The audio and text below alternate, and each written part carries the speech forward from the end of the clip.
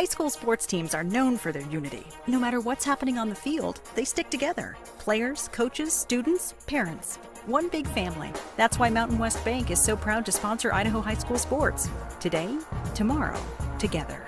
You can't make summer stand still, so make the most of every last second with a new Toyota at Toyota's National Sales Event.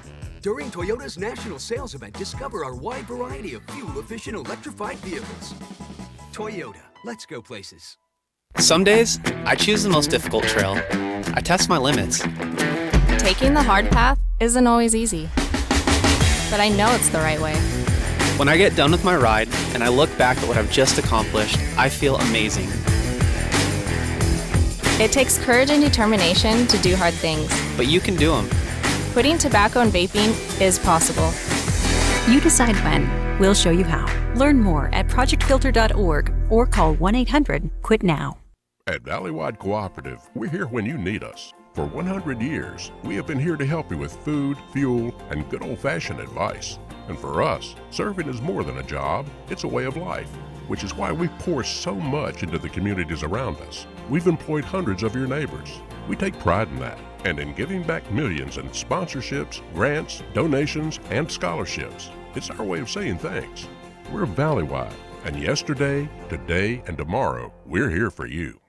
It can be a lot, trying to figure out how to make it, how to dream big, and to wonder, what if? Because no matter where you are in life, if you don't know what's possible in Idaho, it's hard to keep asking, what if? Which is exactly why Next Steps Idaho was created, with everything from smart tools that help you figure out careers you might be suited for, to training and education options for you. So keep asking what if at nextsteps.idaho.gov. Dad knew how to cut a rug. And thanks to him, so did I. It's the same at Mountain West Bank. When it comes to banking, they guide me through every step. Mountain West Bank. Today, tomorrow, together.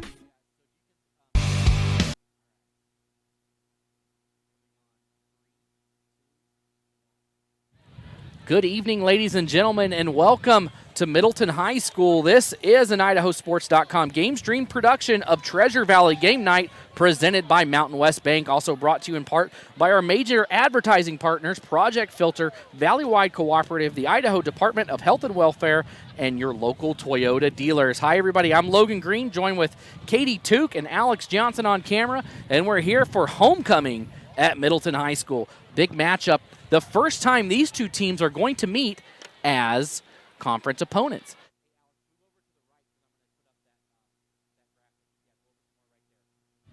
Middleton, of course, moving up to the 5A this year. Let's go ahead and take a quick look at those conference standings. You see them there on your screen. Meridian and Rocky Mountain pretty handily in first place of the division. Capital right behind at 2-0.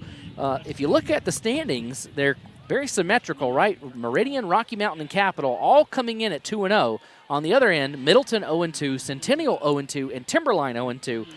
Now, really, I think that is very indicative of what you're going to see at the end of the year, except right there in the middle. So Capital, their first two conference games were against Centennial and Timberline. They come away with 2 wins. Middleton's first 2 are against Meridian and Rocky Mountain. So, and I think most teams are going to lose to Rocky Mountain and Meridian unless you are Rocky Mountain and Meridian. So it's going to be interesting to see how this shapes out. This is a chance for Middleton to go 1-2. Same as Timberline. Both teams really want to get a win here because, of course, if you finish third in the division, you finish with a set spot to state. So you definitely want to, if you can come in third, that's the ultimate goal. Third, well, obviously first place is the ultimate goal. I shouldn't say that. But third place, if you can get there, is a great spot to be because you will earn yourself a trip to state. So this should be a good one. Middleton coming off a huge win last week. They went over to Thunder Ridge to make the long trip to Idaho Falls. They should have put me on the bus. I went over there for that game. Went over there, and Middleton 42-0 at halftime if you weren't able to tune into that one. Just absolutely put a beat down on Thunder Ridge, kind of let up there in the second half. Didn't really need to score any more points. Thunder Ridge scored 7 there in the second half, but that was all she wrote as the Vikings came away with a 42-0 win. in that game. The offense scored on the second play from scrimmage, a run up the middle by quarterback Decker Hagler, took it all the way to the house. Hagler ended up throwing a couple more touchdown passes, and then Ben Critchfield finished the game, and he threw one for the Vikings as well. Player of the game last week was Cole Holman for his defensive effort in that game. Timberline coming in, obviously it's been a rough season for the Wolves so far, sitting at 0-5 overall, looking for some sort of positive movement here as they begin the second half of the season. And Timberline will be kicking off to Middleton. Timberline in the white jerseys, white pants, white helmets, with blue numbers. Middleton, the exact opposite. They're in the blue jerseys, blue helmets, blue pants with white numbers. And we're just waiting on Colton Anson for Timberline is set to kick it off. He had to go get something done to his helmet, and now it comes back. A great crowd here on hand on the Middleton side. It is homecoming, like we said. It is full. There is not a seat on this side. The Timberline side, there is not a lot going on over there. So here we go. Timberline set to boot it away, and we are underway on homecoming from Middleton. Ball will bounce at the 7 and go out of bounds. So Middleton will take over 1st and 10 from the 20-yard line here on a great night for football. Couple of clouds in the sky, but not a lot. It's not blazing hot anymore like it had been the last couple of weeks, and it's just probably the best night you could wish for a homecoming football game.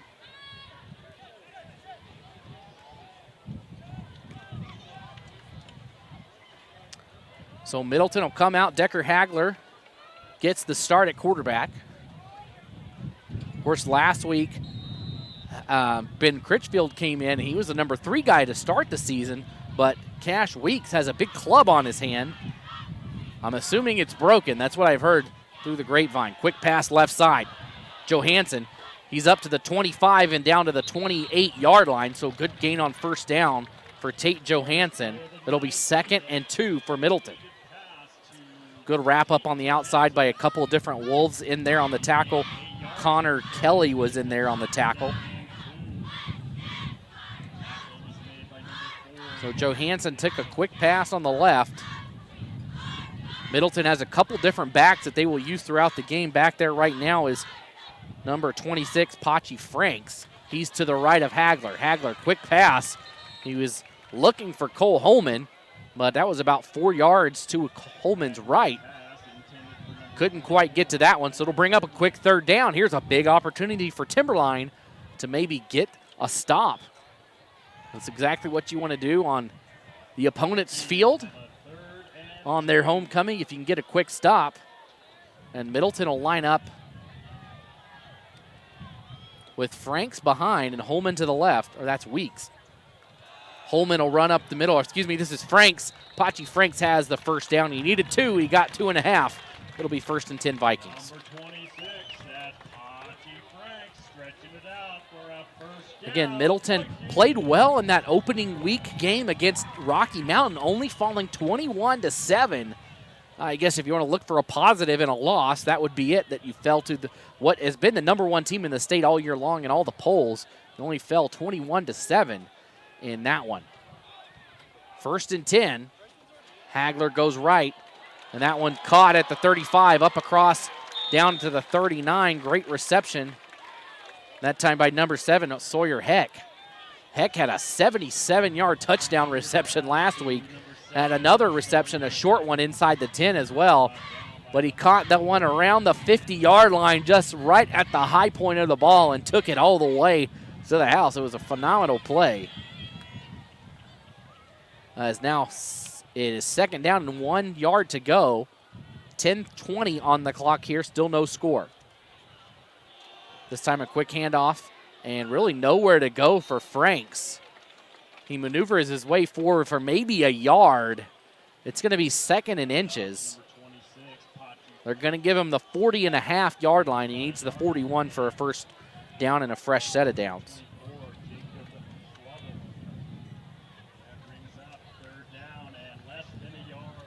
Be sure to check the Friday Night Flash on the website. The live scoreboard, Idaho's best live football scoreboard from around the state. We've got scores from every nook and cranny of Idaho. Hagler going to keep it this time right side, and he's got the first down and he slides. He got hit. He was looking for a call, but that hit was on the way before the slide was made. It'll be a first down for the Vikings as they've been able to convert on 2 first downs so far. Good crowd here, as we said. There's a lot of people back behind the goalpost over here. There's people behind the fence, which is where I used to sit when I was a kid. My dad was too cheap to take me inside, so I had to sit behind the fence. But hey, you know what? It's a free ticket back there. So here you go, 1st and 10 for Middleton. Franks takes the handoff, and he bowls his way forward for about 5 yards. It'll be 2nd and 5 Middleton with 9 minutes to go in the first quarter. Again, this is Treasure Valley Game Night presented by Mountain West Bank.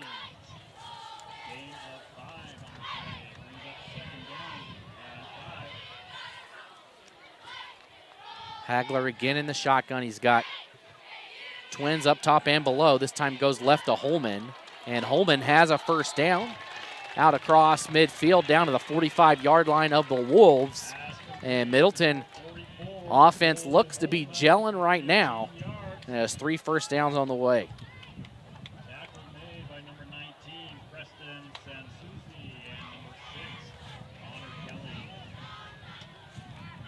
First and 10. Again, twins up top and below. Johansson a little back for the Vikings with Franks in the backfield. Hagler looking deep across to Pachi Franks, and that one just out of the reach. Looked like the defender might have gotten his hand on it. Ben Schulte, the 6'4" senior, looked like he might have got a finger on it and deflected that one just enough to get it out of the reach of Franks. Hey, don't forget about the game pick section. It's right there on the home screen of IdahoSports.com. When you go there, you can just make sure, if you didn't do it this week, make sure to do it next week. You can pick every game in Idaho. So you go down, you pick the winner of every game, and we'll talk about the rest after this play. It's 2nd and 10, and whistles blow, flags fly, and a false start. But you go down and you pick every winner, and every game is listed. You pick who you think's going to win. If you win, you get $25 every week. That's a pretty good deal. If you win the entire season, you get $100, and you get to select a school of your choice for a $250 donation to that school. So that's pretty awesome. If you're a Timberline fan, you can get that $250 to Timberline. Middleton fan, same thing for you. And then something for yourself. Just a fun little game to play.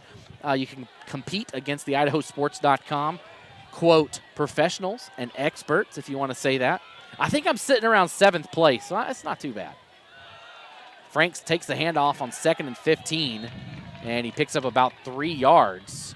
So it's going to be 3rd and 12, 3rd and long for Middleton. On the in-plus territory, you got to think this is a 4-down situation for the Vikings.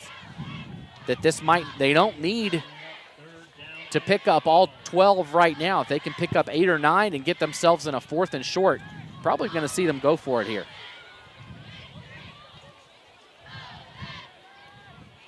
Hagler in the shotgun. This time he rolls right and throws it to Johansson and wrapped up immediately. Great job in the backfield by Harrison Thulin. Thulin wrapped it up, read it like a book, and was all over Johansson.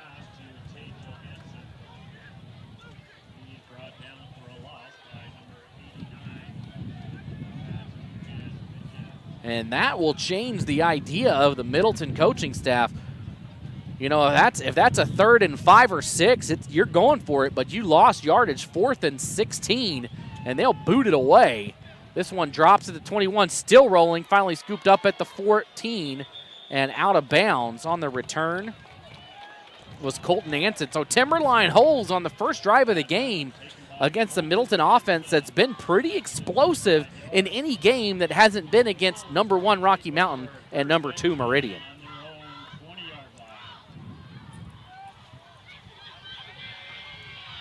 We take a quick look here at the Middleton schedule again. They lost to Rocky Mountain the beginning of the season and then beat Nampa 36-34, beat Skyview 35-24, lost to Meridian pretty heavily 56-7, but then beat Thunder Ridge 42-7.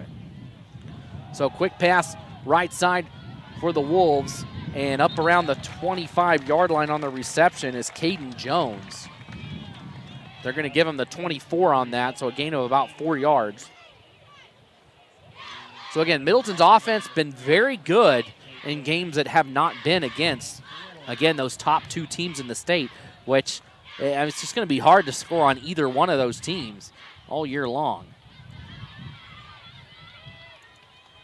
Timberline, on the other hand, they have struggled to score the ball. Got shut out their first 2 games of the year, 27-0 against Boise, and then 41-0 against Bora. Here's the snap going left side. This one caught near the sticks, but knocked back. They're going to give him forward progress to the 30-yard line. That might be enough for a first down. And we'll see what they say. I think he's maybe half a yard short here. They're going to say that. So again, then Timberline went up north to Post Falls and fell 34-6. They lost to Meridian 56-7, and then fell to Capital 27-14. So points have been at a premium. Really, if you break it down like that, only 4 touchdowns on the year for Timberline. But a decent drive going here. They are going to give them the first down, so the chains are moved. But then a quick pressure in the backfield and getting it away just in time. Austin Rovig, the sophomore, able to get rid of it before he gets sacked. They'll bring up 2nd and 10. Middleton brought the house that time. Quickly back there. Looked like Cash Weeks was in there as well as number 51, Reese Williams. Back for Middleton also involved Jason Tidwell. So here we go, 2nd and 10, 5:26 to go on the clock here in the first quarter. Rovig gets the snap, hands off middle. Nice run by Timberline up to the 38-yard line. Great blocking led the way for Dane Slavin. And Slavin picks up about 8, brings up 3rd and 2.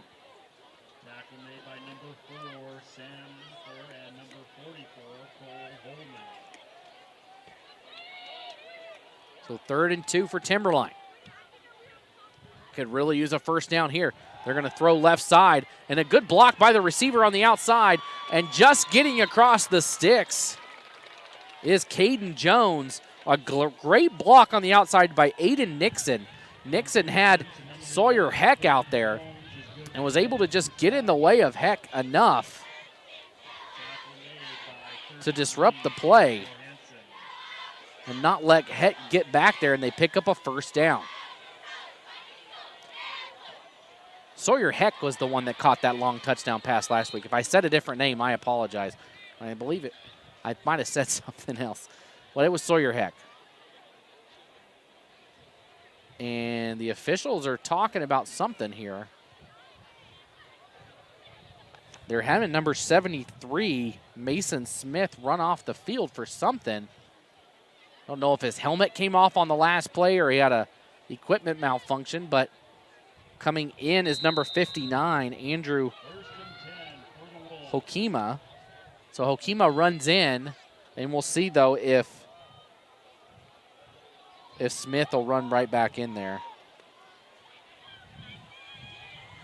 1st and 10, 4:15 to go, and a lot of room up the middle again for the Wolves, who have been successful on the ground. That one's going to go for 7 yards. 19, the ball carrier. And sure enough, there he comes, Mason Smith back on. So it's just a one-play thing. But the ball carrier that time, Preston Sansusi, Preston Sansusi takes it forward for 7 yards. So 2nd down and 3, 3:40 to go here in the first quarter.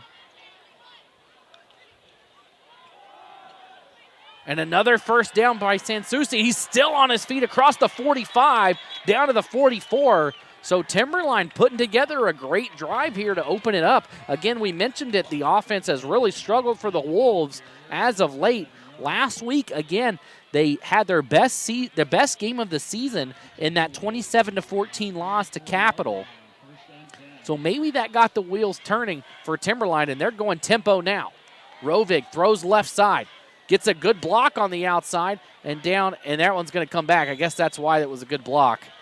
Looked like it was a hold, is what they're going to call Colton Moore could not get through the receiver, Tanner Bishop. Bishop was outside blocking, and say Bishop had too much shoulder pad of Moore, and it was funny because Moore looked like he had to adjust his uniform after the play as he was getting kind of thrown around, as the Middleton student section chants that he can't do that.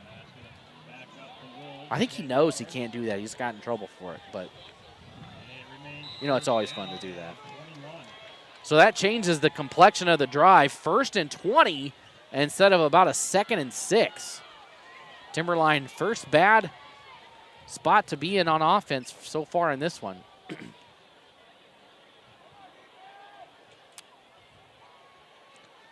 As Rovig taking his time, 2:50 to go. He'll drift back, sets up the screen. That one too high, out of the reach of Dane Slavin. So incomplete.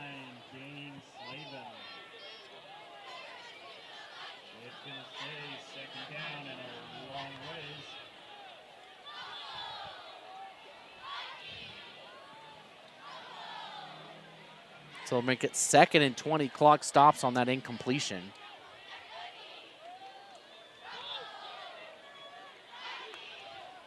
As the sun almost gone here from Middleton. As this run up the middle, and once again, a good hole, picking up about 5 yards. They're going to give Slavin on that one. It's going to bring up 3rd and 15, and the helmet comes off of Cash Weeks. So Weeks is going to have to come off the field for a play. He has to use his one good hand. It looks like a weapon from Lord of the Rings or something. He's just got this huge cast on his hand. So here we go, 3rd and 16, they'll call it. 2:25 to go in the first quarter. Still no score. Both teams with only a single possession. Timberline looking to throw this one here. Across the middle and open and caught at the 40-yard line. But is he going to get it? He does get the first down. Great effort by Tanner Bishop. He is across the 35 down to the 33. And the Wolves are moving the sticks again on 3rd and 16. What a big play by Timberline. Bishop was just open around the 40 and got it, and he was going to be stopped short. The defense had gotten him around the 36, and he fought forward for 3 more yards. Here's the handoff, and Cole Holman all over it. He brings him down.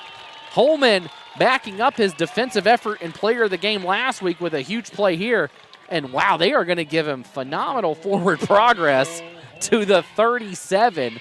Well, I thought he should have been back more around the 39 or 40, but that's what they're going to say. So it's going to be 2nd and about 4 to plus 10. That's 14. You like my math there, guys?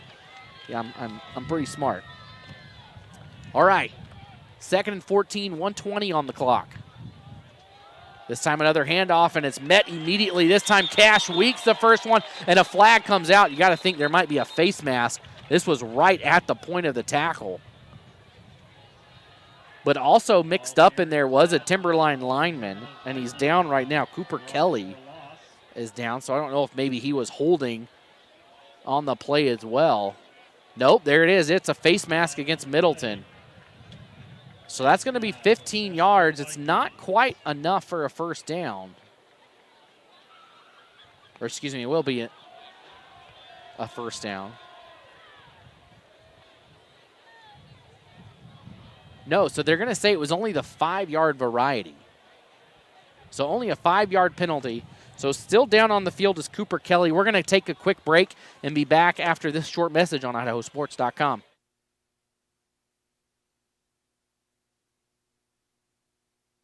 We're Valley-wide Country Store.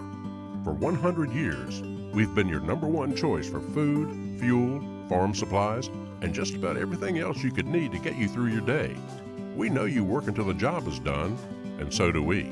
For gas on the go, or a little extra to help you get down the road, you can count on us.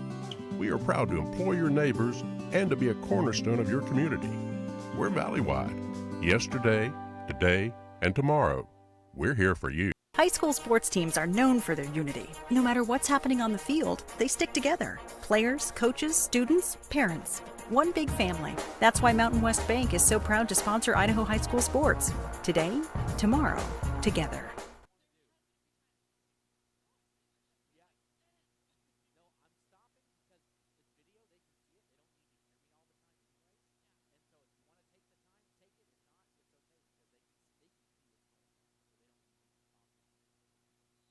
All right, welcome back as Kelly goes off on his own, so hopefully he's all right, get looked at, but that penalty only 5 yards, so we'll repeat second down, 2nd and 12, and a flag comes flying here.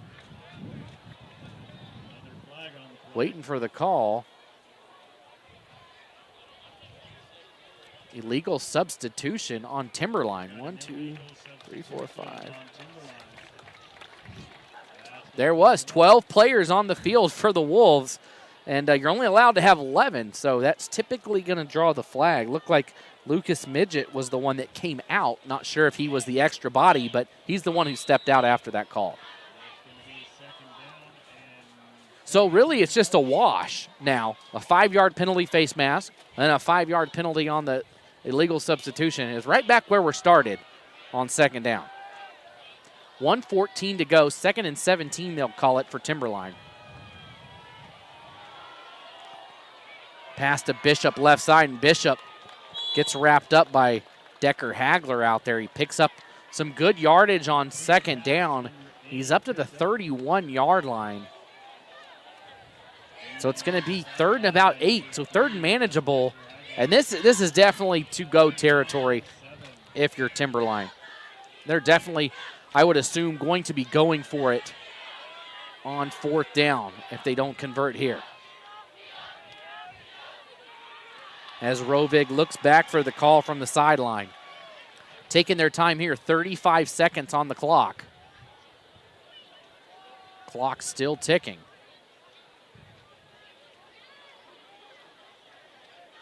Rovig gets the snap.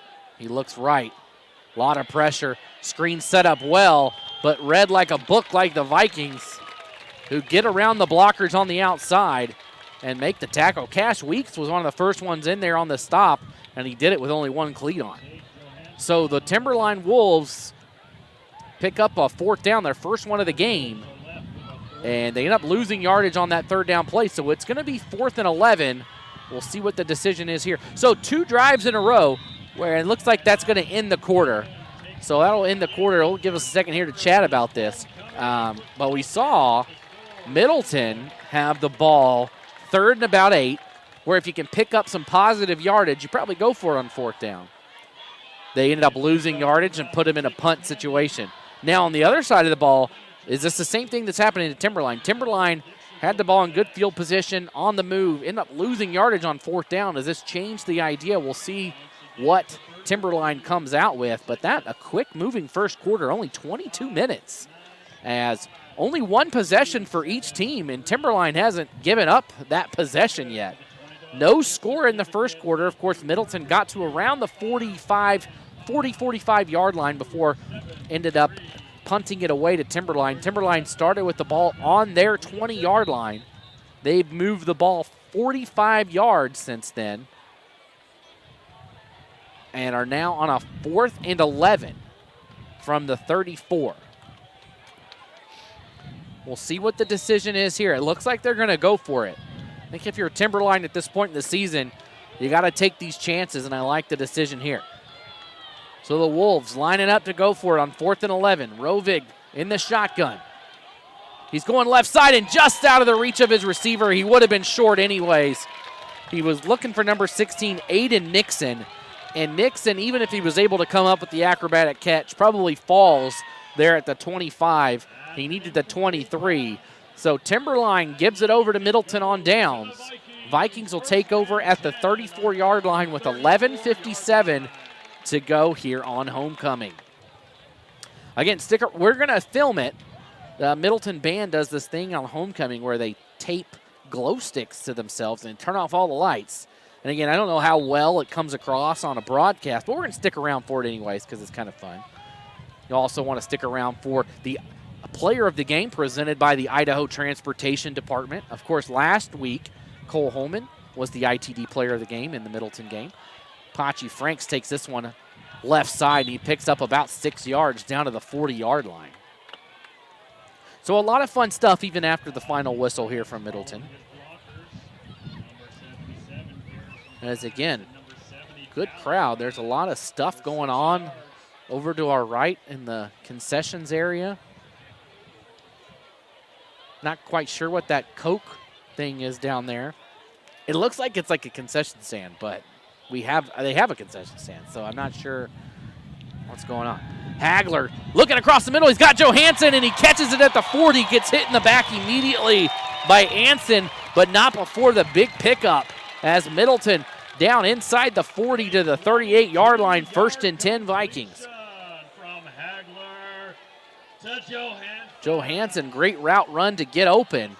Got behind his defender and picks up a big first down. 1st and 10 Vikings. Vikings line up shotgun again. Twins up top and down low.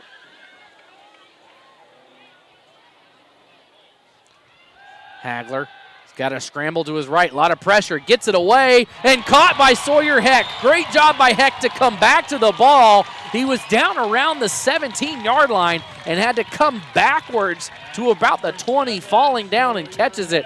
Great job to bail out Hagler, who was under a lot of duress. Great catch by Sawyer Heck. So that'll be a first down for Middleton. 2 quick plays for the Vikings. About 50 yards put up by the Vikes on those 2 plays. Knocking on the door of the red zone with 10:30 to go in the second quarter. Hagler looks for the screen, and Colton Moore gets wrapped up. Spun around like a merry-go-round there, and maybe got a yard. Yeah, nope, no gain, so they'll call it 2nd and 10. And thanks for joining us here on IdahoSports.com. If you notice when you come into the broadcast, you'll see those companies listed below the Middleton and Timberline pages, like Garbanzo's Pizza, Dona Jaco with PacRes Mortgage, places like that. Those are our power boosters, right? So we'll talk about that in a second here on this quick pass. Johansson gets through a few defenders down to the 10, 11-yard line, so first down for Middleton. But those are the power boosters for Middleton and Timberline on those pages. And if you're interested in being a power booster and having your company right there on all the pages, so if you go look at a Middleton or Timberline schedule, you can be a power booster right there. Links directly to your website. Just a great way to support your local school and support IdahoSports.com because, of course, this is free for you, but it does cost us to produce it. So, again, just email us, sales@IdahoSports.com if you're interested in that. Hagler looking left to Johansson in the back quarter of the end zone. Just a little too much air on that. So it'll be 2nd and 10. It was a good-looking play. It was designed nicely. Johansson got behind the defense, but just a little too much air from Hagler as that one sails out of bounds.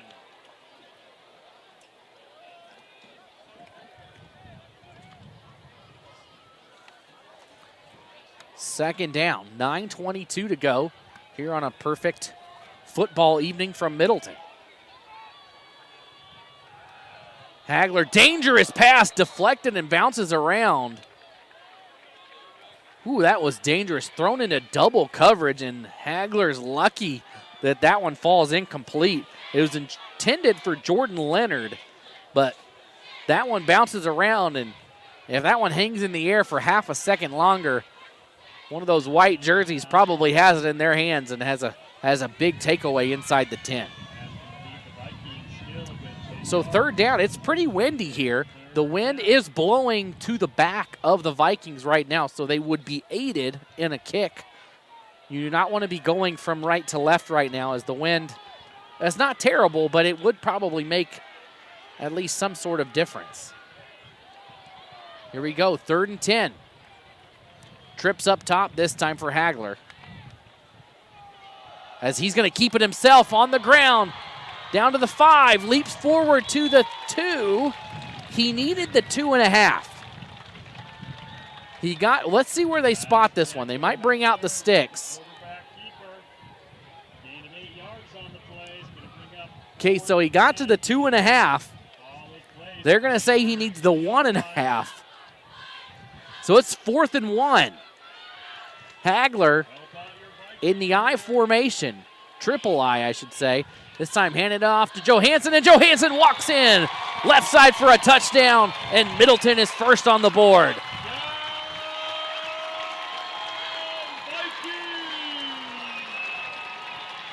Middleton with a 2-yard run by number 33, Tate Johansson.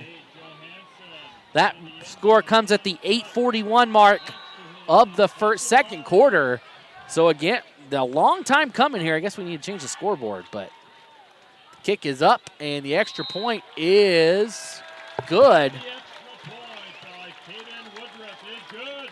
So Middleton strikes first and leads it 7-0 over Timberline. Again, make the memories of this game last a lifetime by owning the digital game file for only $10. Just click the button in the top right corner of your screen. You can see it there around the team logos to order it. Again, you can download it, keep a copy of it forever.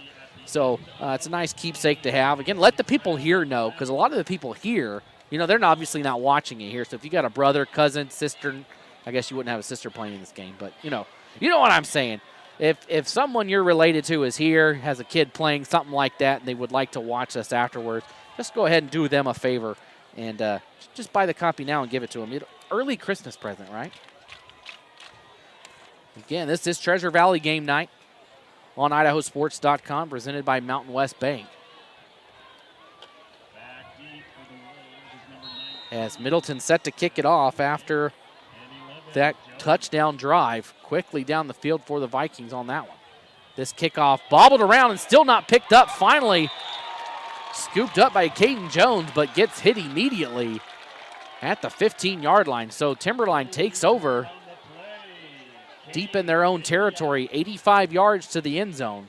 So a very good drive to open the game for Timberline. Just came up short on 4th down. They moved the ball well, got down to the Middleton 34-yard line before getting stopped on 4th and 11. But the running game for Timberline looked great in that first drive. We'll see if they go back to that or if they decide to keep it or go back to the air.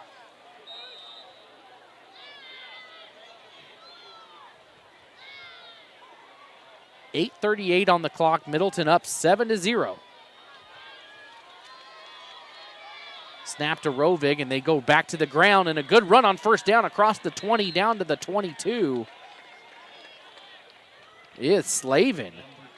So Timberline, if I'm them, I'd say I just keep it on the ground right now. It's working very effectively as they've been able to run with ease so far on Middleton. As this brings up a 2nd and 4, they're picking up 5 or 6 yards a run so far. And when you can do that and put yourself in these 2nd and 4, 2nd and 6 situations, and make it 3rd and short, that's a good play. But that time, a bad snap leads to Rovig having to fall on it. And this was exactly what you don't want. And now you're in 3rd and 8. And going to the air is a little more likely. But that's not exactly what they want to do here. 3rd down and 8. So big play here in this first half. Middleton, if they can come up with the stop, they can go up 2 scores. Timberline wants to avoid that and keep it tied up. And some movement. And they're going to say Andrew Emel moved early on that Timberline offensive line, the left tackle. So move it back 5. So a great first down play for Timberline has only gone backwards, as now it's 3rd and 13 for the Wolves. Again, this is only one of 10 games on IdahoSports.com around the state this week. So at halftime, if you want to check out something else, just we won't be offended if you jump around from game to game to see what's going on. We won't take it personally. But be sure to check around. We've got some other 5A SIC games, including Mountain View playing CUNA. This pass left side and just out of the reach of Dane Slavin. Slavin almost a phenomenal catch. And this will lead to a punt. for Timberline. Man, that looked like a good play, but just out of the reach. Again, I mentioned it before. We have with a 4th and 13.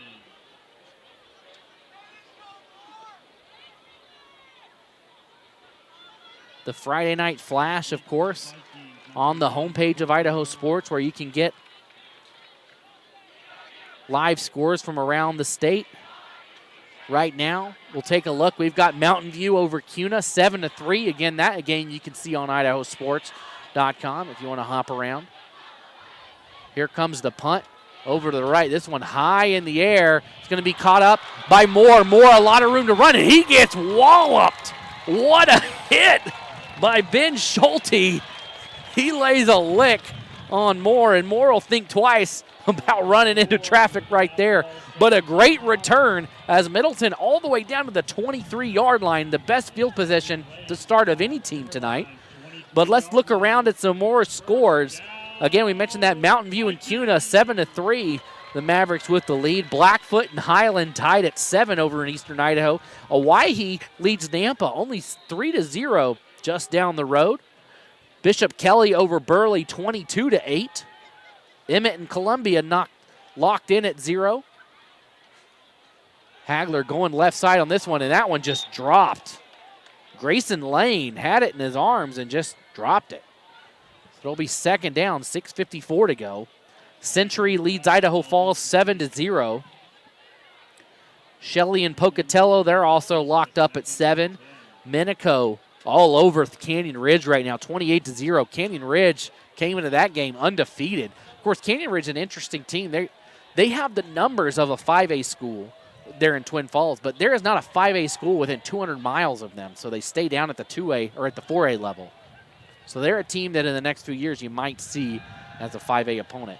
Hagler going deep and caught by Johansson. What a play! Left side of the end zone. Tate Johansson with his second score of the day, a 23-yard reception from Decker Hagler. What a play by Middleton. You won't see a better catch than that anywhere tonight, I'd reckon to bet. What a play.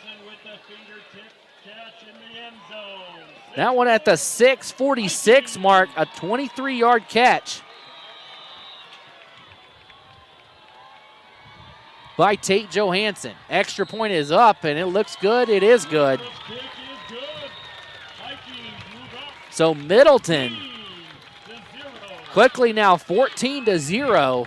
And man, what a play. Johansson, he's not the tallest guy in the world out there. 5 foot, I shouldn't say that. I'm only like 5'8", so I can't really talk. But he's 5'11", so yeah, he's tall compared to me. But compared to the other big guys down there, what a catch in the left side of the end zone for him. Again, let's take a look at some more scores around the state. McCall Donnelly, wow, they're leading Weiser right now, 7-0. That is not what I expected to see. I thought Weiser would have their way with the Vandals, but right now, McCall Donnelly up 7-0. Wood River with a 3-0 lead over Jerome. Kimberly up big on Filer, 20-0. That a game you can see on IdahoSports.com. Ryrie surprisingly has a 7-0 lead over Firth as we are underway here with this kickoff. Taken at the 20-yard line by Jones. Jones, some room to run. Jones across the 40, and that's where he'll be tackled. Great return by Caden Jones.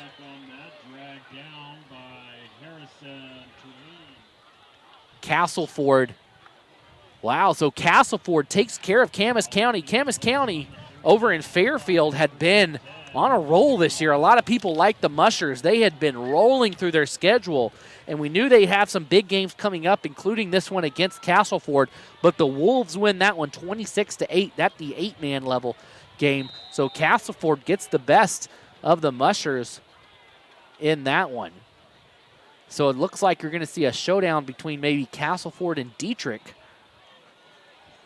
for that spot there at the 1A level. Here we go. Handoff left side, and this one wrapped up for no gain. As nothing doing there for the Wolves. They will give them a yard. Looks like Blackfoot has scored again, so they now lead Highland 14-7. So a yard pickup there for Timberline. They'll bring up 2nd and 9, 6:15 to go. One of the best things I like about being at Middleton is you can look around the valley and you can see lights from other stadiums around. Like I can see the Owyhee lights there. I can see Ridgeview's lights over there. And that's probably Rocky Mountain's lights right over there. You can see, because Middleton's up on the hill compared to every other high school in the valley. They're all down.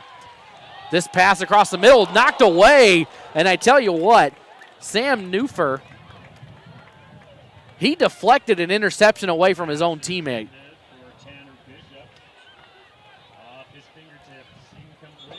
Because coming in, there was a couple different people back there. Blandford was back there as well as Hazard.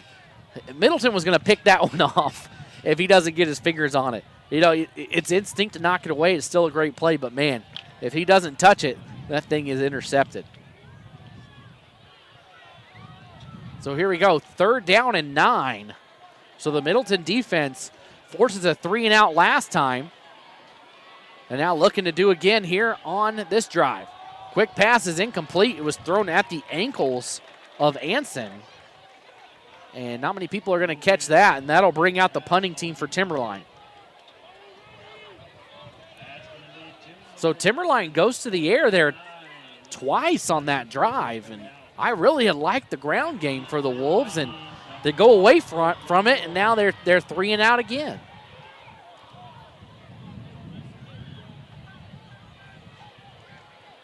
$5:47 to go here.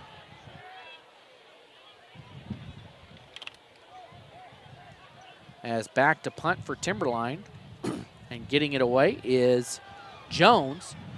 No one back for Middleton, and this takes a great Timberline bounce. It bounced at the 20, down inside the 10, and it's going to be scooped up at the 9. Great punt by Jones. And if you're Timberline, that's what you want. Force Middleton to go 90 or 89 yards. Excuse me, 91 yards is what's the task at hand for the Vikings. 5:39 to go till halftime. Again, Middleton received the opening kickoff, so Timberline will get it to start the second half.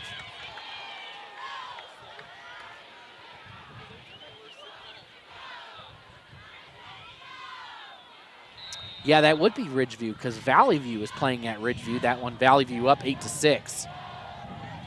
Johansson with the ball again. He's down up around the 13-yard line, a gain of 4. So, yeah, I believe you can see Ridgeview right there. You can see Owyhee right there, and you can see Rocky's lights over there. You probably can't see him on the broad. Stop right there, Alex. Over on the left side of the screen, you can probably see him up over that house. Some light. Anyways, it's just it is what it is. Maybe it's not, but I'm pretty sure it is. I'm 90% sure that's what those are. All right, here we go. 2nd and 6. 5:30 on the clock and running. Another handoff this time. Franks bounces off the line, and he picks up about 3 down to the 17-yard line. It's easier to see with the naked eye than on the camera. So it'll bring up 3rd and 2. 5:09 on the clock, still running here. Middleton would love nothing more, I would think, to just run out this clock and put points on the board to end the half.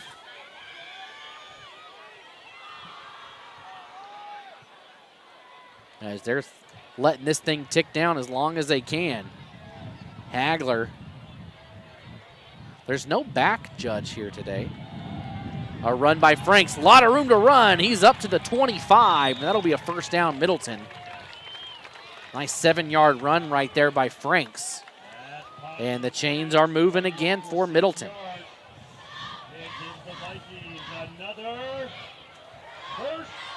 Again, be sure to tune in every week for the Prepcasts. Always entertaining and occasionally controversial. The IdahoSports.com Prepcasts cover every inch of Idaho. Hosted by Brandon Bainey, each Prepcast features one of our in-house experts talking about what's going on in your area of the state. Just go to IdahoSports.com and click Prepcasts to listen to your region. As Franks takes that one forward for about a yard. I actually do the Treasure Valley Prepcast with Brandon. I wouldn't say it's an expert leading that show for sure if it's me on there. But we have fun. We talk about, anything and everything we can. We talked about state golf this week and how Bishop Kelly just dominated at the 4A districts. And we talked about soccer, and there's just a lot going on in the Treasure Valley. So we try to hit, something new each week to keep it fresh and talk about what's going on. So be sure to check that out. We'll probably be talking about this game as well. Hagler dancing around, and a flag comes out. And close to the first down marker is Johansson. So this flag down around the 35, this is the area you might see a defensive holding on a receiver. As here comes the call. It is a holding on the defense. So it looks like Sawyer Heck over here on the near side was trying to get away, and Heck could not. Again, we mentioned it. Heck had a very long touchdown reception last week. And so Timberline doing everything they can to wrap him up. And that time got a little too much of him. So this penalty going to move it up from the spot of the foul at the 34. This one will come out 10 more yards down to the 44-yard line. So 3:30 to go in the half. Middleton up 14-0 on homecoming. Again, we mentioned it. A great crowd here at Middleton. Parking lot is essentially full here behind us. Great weather. If you couldn't be here, you missed a great one to attend, but we're glad you're here watching on Idaho Sports. Hagler quickly hands off to Franks, and Franks into the second level. He's across midfield down to the 40-yard line. Great run by Pachi Franks left side for a big first down. Once again, Pachi Franks rumbling down. So 3 minutes to go till halftime here from Middleton. 14, 15-yard gain, first and 10. As Hagler now a little more urgency in the step of the Vikings. Hagler going deep. He's got Heck left side, and Heck, just knocked away. What a defensive stop by Colton Anson. Anson saved a touchdown as a great ball was thrown to Sawyer Heck. And Heck is in for 6 if he catches it. But what a deflection by Anson. So far, that definitely the defensive play of the game for the Wolves, as it directly saved points from going on the board. 2nd and 10. The clock is stopped after that incompletion with 2:48 to go. Give each team a time, catch a little breath on the sidelines and move around some stuff here, as now Middleton comes out in that triple I formation. They've got Franks and Johansson back there as well. And this time a pitch to Johansson. Johansson gets the edge across the 35, and that should be a face mask. There it is. As Johansson was down to the 30, but you can see his head and neck go down that way. It's going to get called every time. You almost don't even need to see the hand on the face mask. And there it is. There's a face mask. So we'll see if they say it's 5-yard. He didn't give the personal foul indication, but it sure looked like a personal foul from up here. So they are just going to say a 5-yard variety. So they're being pretty lenient with that, not giving a personal foul here tonight. So down to the 25, 1st and 10 Middleton, 2:35 and counting on the clock in the first half. As Middleton been able to move the ball well the last few drives after having to punt it away on their first possession.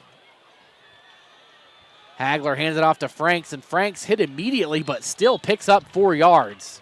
That's a sign of a tough runner right there when you get hit as soon as you make the handoff or take the handoff and still pick up 4 on the tackle. Ben Schulte as well as Sansusi in on the tackle as well. So 2nd and 6 with 2 minutes to go.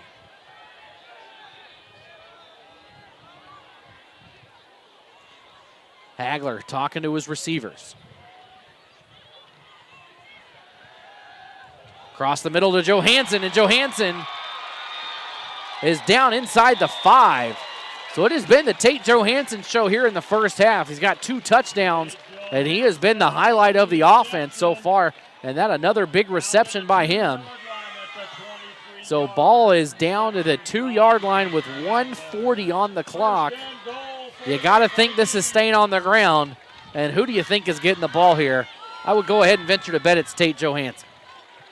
Once again, that triple I. And sure enough, Johansson left side, and he walks into the end zone untouched for his third score tonight. Tate Johansson gets it done for the Vikings once again.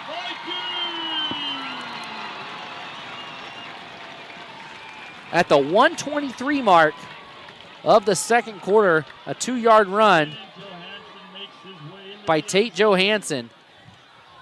That's his third touchdown of the night. He has 2 2-yard touchdown runs and then a 23-yard touchdown reception. As the extra point is up and it looks good. It is good. Nice kick from Middleton's kicker, number 19, Caden Woodruff. He knocks it through. He's 3 for 3 tonight. 21-0 Middleton. As the Vikings show their dominance here in this one. As it looks like the dance team has to do kicks for every score, and they're probably the only ones here hoping that the scoring stops, at least from the Middleton point of view. If it was me, you see those guys doing push-ups, I'd be out. I'd tap out. Well, 1 touchdown is good enough for me. I'll do 7 and then count me out. As Middleton set to kick it off. Looks like Woodruff will boot it away. He looks pretty good so far here today as Caden Woodruff for the Vikings with his feet. Extra points are long and good. He's one that you look at and you say, you know what, if we need an extra point or a long field goal, 20, 25, 30 yards, he's going to be able to knock that through when the situation comes upon it. This time he squib kicks it and it goes off the foot. And who's got it? It looks like Middleton might have it.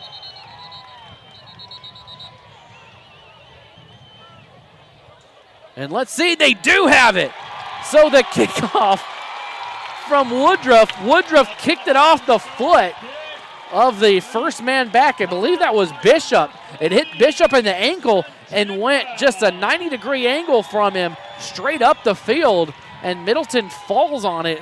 So indirect onside kick, so to say.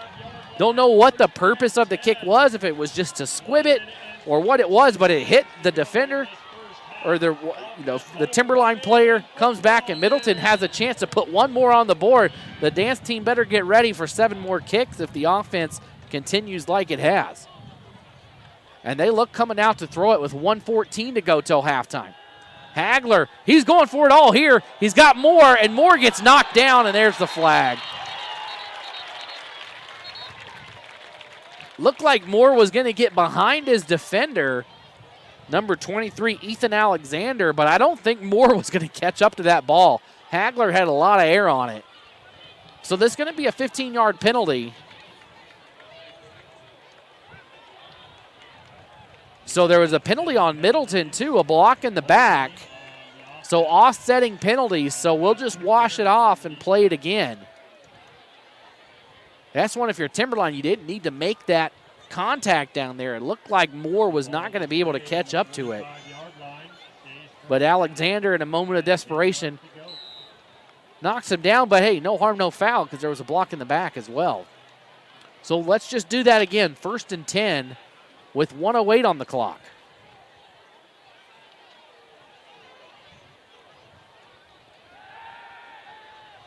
This time a pass to Heck, and Heck looked like he stumbled and just couldn't catch up to the pass at the 30. It'll be 2nd and 10. You know, a play like that, the offense just looking for the nail in the coffin, or the nail, or the final boulder on the sarcophagus, so to say, to get that final score.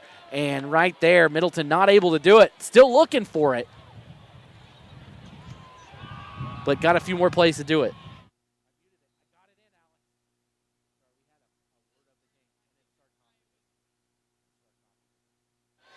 So 2nd down now after that incompletion. Hagler quickly outside to Moore. Moore spins across the 40. The clock's still going to roll here as he was in bounds. Middleton quickly to the line here. 52 seconds to go and running. 3rd and 5. They got to pick up a 1st down here. Now at 40 seconds, so 10 seconds ran off the clock. Hagler across the middle, just out of the reach of Johansson, and now all of a sudden it's 4th down. There's no room to play now. You've got to get these 5 yards or that's it. And you miss this golden opportunity to add to the lead.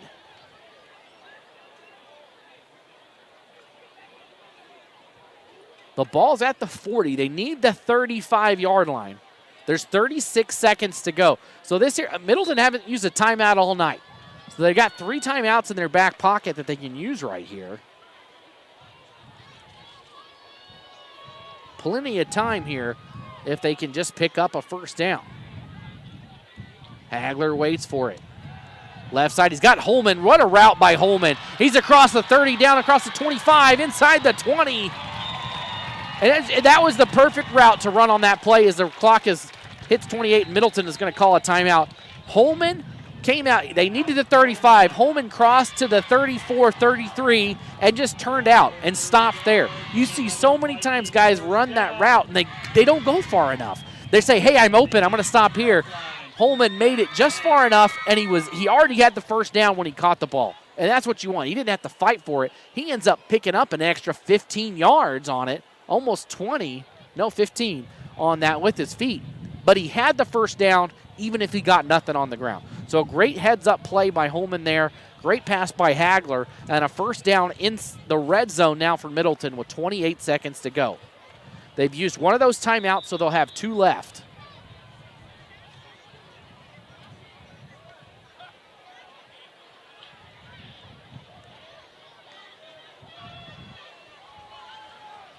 Wind a little stronger right now than it's been. This time it's more at our back, so it's blowing across the field. To the side, you see it over there.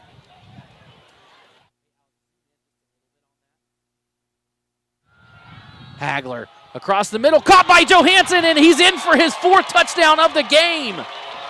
Johansson on the crossing route, caught it right there at the goal line and scoots in for his 4th. That one an 18-yard reception. Yeah, we might as well call up the player of the game now. I know. So we do announce the ITD player of the game, but, man, like Alex said, we might already have one. That one at the 23-second mark, so exactly 1 minute after his last touchdown. And this time the ball is bad snap, and the try will be no good. So 27-0. Middleton with the lead with 23 seconds to go till halftime. Middleton in control. Timberline has not been able to move the ball since that opening drive of the game. The last 2 drives they had after that just were not able to move it. And then Middleton with a de facto onside kick when it booted off a foot of one of the first men there. And the Vikings are in control. Tell you what a game from Tate Johansson. So get this, all 4 of his touchdowns have been in the last 8 minutes. He had a touchdown, all 4 of them here in the second quarter. It was tied at 0 after 1. He has scored a touchdown, 4 of them, all since the 8:41 mark of the second quarter. That's incredible. And there's the kick rolling forward, taken at the 16, room to run up the middle. And maybe this is why they were trying that kick, because Timberline, the last 2 kickoffs that they've had a chance to return, they've done well. And this one all the way up to the 38-yard line. So 2 straight good returns for Timberline when they've done so. Of course, that last one, hit the foot of one of your up men and goes back to Middleton. So 18 seconds to go till halftime. We'll see if Timberline takes a shot at it or if they just want to take a knee and regroup at the half.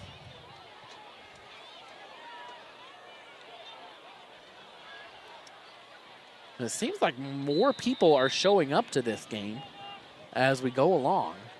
And Timberline going to come out for it. I like the decision here to try for something, get something on the board. So Rovig in the shotgun. He's got trips up top. And that one intercepted, picked off by number 4, Sam Newfer, and he's going to take it to the house. Middleton again on the board. A pick 6 by the Vikings.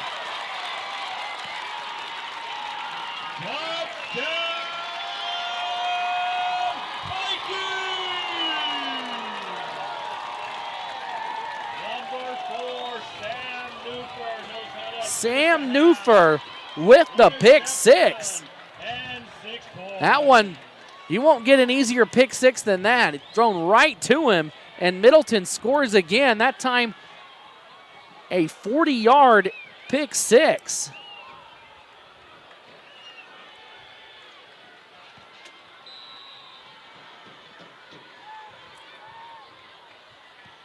Kick is up, and it is good. With 4 seconds to go, Middleton makes it 34-0. My goodness. This game, well, you just said it, was 0-0 after 1 quarter. And Middleton has just poured it on. The defense stepping up. As Newfer, the 6-foot senior, takes it to the house on his final homecoming game as a Viking. And it's all high fives down on the Middleton sideline. Do you think Tate Johansson's a little upset that somebody else scored? You know, no, he's not. I'm totally kidding. But my goodness, what a play. As Newfer stepped in there and picked it off and ran it all the way to the house.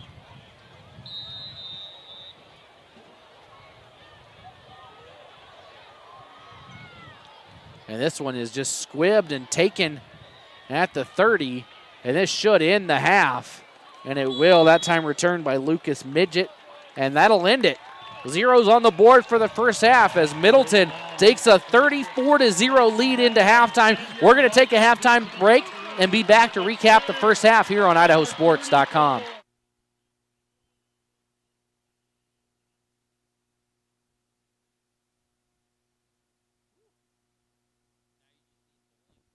High school sports teams are known for their unity. No matter what's happening on the field, they stick together. Players, coaches, students, parents. One big family. That's why Mountain West Bank is so proud to sponsor Idaho high school sports. Today, tomorrow, together. You can't make summer stand still, so make the most of every last second with a new Toyota at Toyota's National Sales Event. During Toyota's National Sales Event, discover our wide variety of fuel-efficient electrified vehicles. Toyota, let's go places. Some days, I choose the most difficult trail. I test my limits. Taking the hard path isn't always easy, but I know it's the right way. When I get done with my ride and I look back at what I've just accomplished, I feel amazing. It takes courage and determination to do hard things. But you can do them. Quitting tobacco and vaping is possible. You decide when. We'll show you how. Learn more at projectfilter.org or call 1-800-QUIT-NOW. At Valleywide Cooperative, we're here when you need us. For 100 years, we have been here to help you with food, fuel, and good old-fashioned advice. And for us, serving is more than a job, it's a way of life, which is why we pour so much into the communities around us. We've employed hundreds of your neighbors. We take pride in that, and in giving back millions in sponsorships, grants, donations, and scholarships. It's our way of saying thanks. We're Valleywide, and yesterday, today, and tomorrow, we're here for you. It can be a lot, trying to figure out how to make it. How to dream big and to wonder, what if? Because no matter where you are in life, if you don't know what's possible in Idaho, it's hard to keep asking, what if?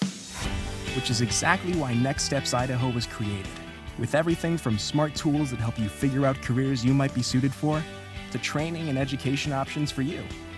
So keep asking what if at nextsteps.idaho.gov. Dad knew how to cut a rug. And thanks to him, so did I. It's the same at Mountain West Bank.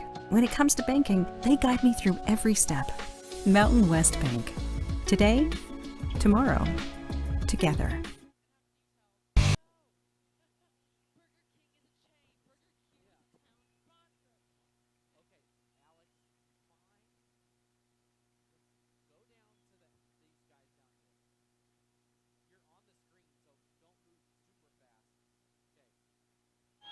Welcome back, everybody. Again, this is homecoming, so we're going to try and pick up some of the homecoming festivities here. They're having some homecoming stuff here, so we're going to try and turn it on over to the PA announcer here, see if you can pick up this.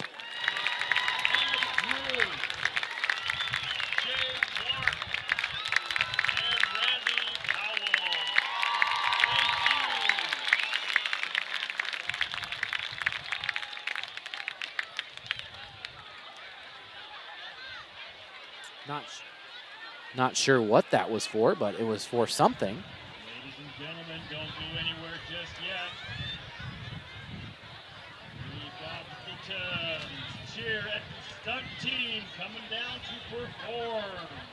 So we're going to have the cheer and stunt competition here.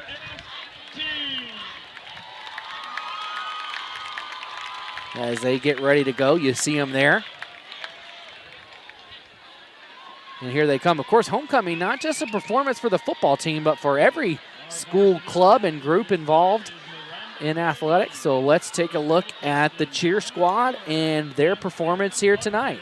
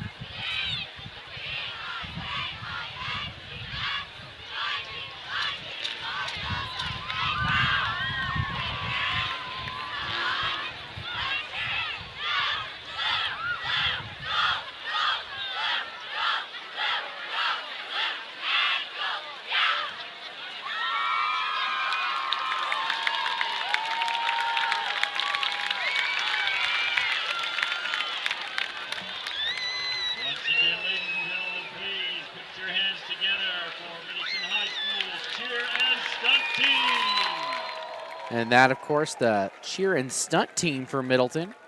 It looks like we're going to have the dance team come out next, so we'll see here. I believe that's who's taking the field next. So, again, we'll recap the first half. Just want to give everybody else a chance here on homecoming to have their performance seen without me talking over it. So let's turn it over to the dance team.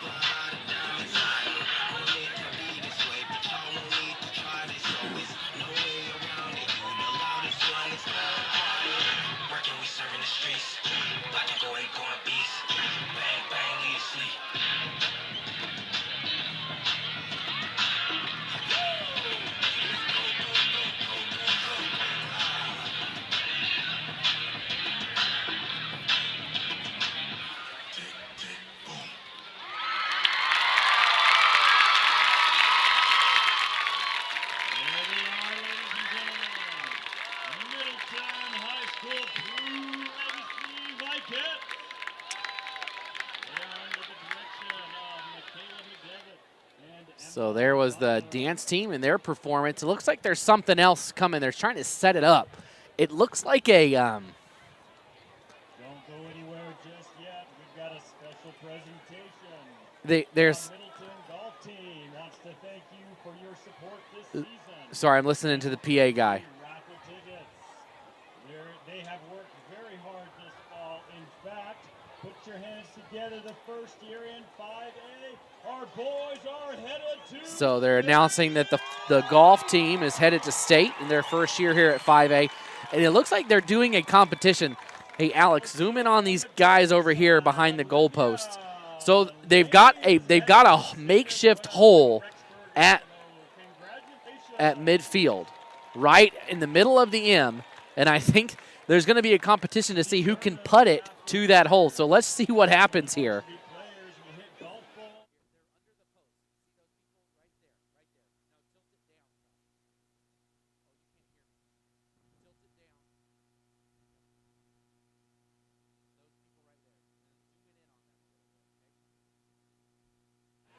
All right, let's take a look and see what's going to happen here. I think they're going to, I don't know if it's like a game of mini golf where they alternate turns.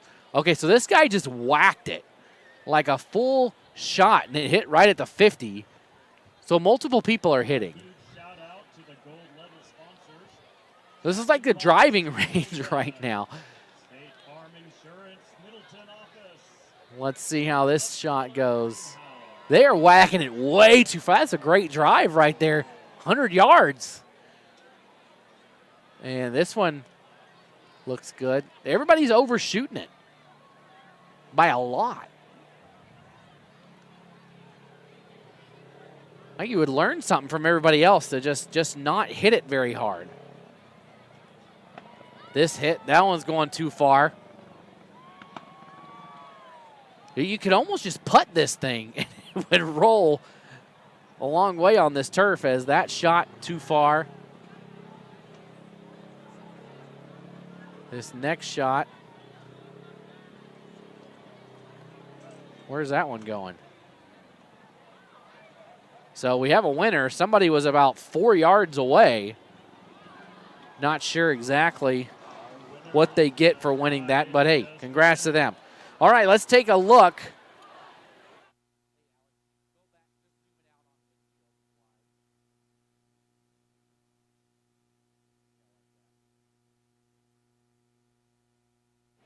Let's take a look here at what we saw in the first half. Again, neither team scored in the first quarter. It was locked up at 0 after the first 12 minutes.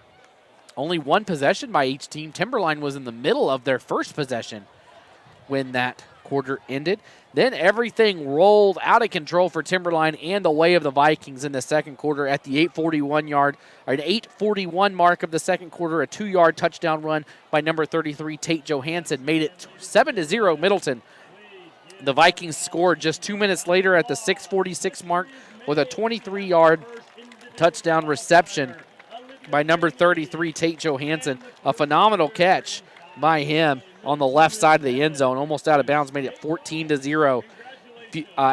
So 3 touchdowns for Middleton in the final minute, 23 seconds. So that first touchdown at the 1:23 mark of the second quarter, a 2-yard run by number 33, Tate Johansson. So his third of the game there. And then off of the onside kick, just a minute later at the 23-second mark, Middleton scores on an 18-yard touchdown reception by guess who? Number 23, Tate Johansson, making it 27-0. Timberline came out on their first play from scrimmage. They throw an interception. It's picked off and ran all the way back to the house as Middleton scored with 4 seconds to go in the half, extra point good, making it 34-0. So when they say it rains, it pours, that is very true for what we saw here in this one. It rained and it poured all over for Middleton here as the Viking makes his way around the stands right now. I don't think I've ever seen that. I've done a lot of Middleton games over the years, but that's the first time I think I've seen the Viking strutting around. He's a good-looking dude. You know, at state tournament last year for the girls' state tournament, Wallace from way up north played, and they brought their big old Miner mascot, and it was awesome to see him walking around the court. But anyways, So Middleton all over it. Timberline had a lot of success early on in the first quarter. In that first drive, they ran the ball extremely well. Ever since then, they have kind of gotten away from that. They've been throwing the ball, and it has led to turnovers. Obviously, they haven't been able to complete those receptions. Then they're getting deflected. They had the interception run back for a touchdown. They're just not being able to convert on those plays. And then in return, Middleton is taking advantage of the short field that they've been giving and scoring just at will. Ever since that first drive when they had to punt it away, they have put points on the board on every possession. So Middleton in control right now as they lead at 34-0. The clock almost done here at halftime as both teams make their way back on the field. So we're going to take a quick break and be right back with the beginning of the second half here on IdahoSports.com.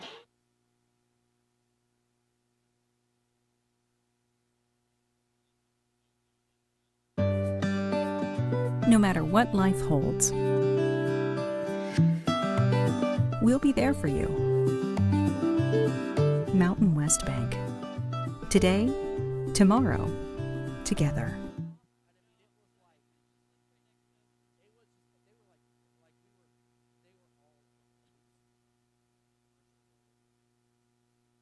We're Valley-wide cooperative. For 100 years, we've been your first choice for residential and commercial propane, fuels, oils, and lubricants.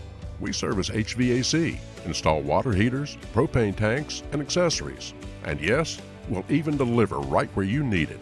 Because for us, serving is more than a job, it's a way of life. We are proud to employ your neighbors and to be a cornerstone of your community.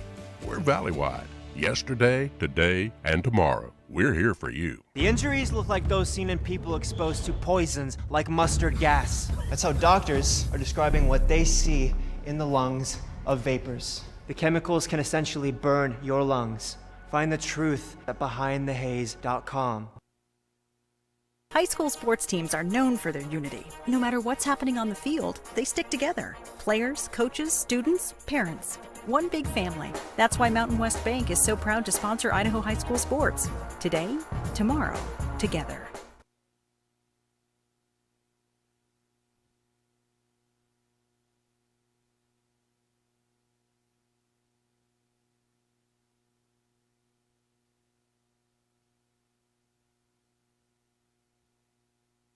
Again, welcome back, everybody. Let's take a look one more time at those standings on the season. Again, right now, Meridian and Rocky Mountain sitting at 2-0, and my guess is that those two are going to run through the division and run through the conference and end up with only one loss, and it'll be to the other one.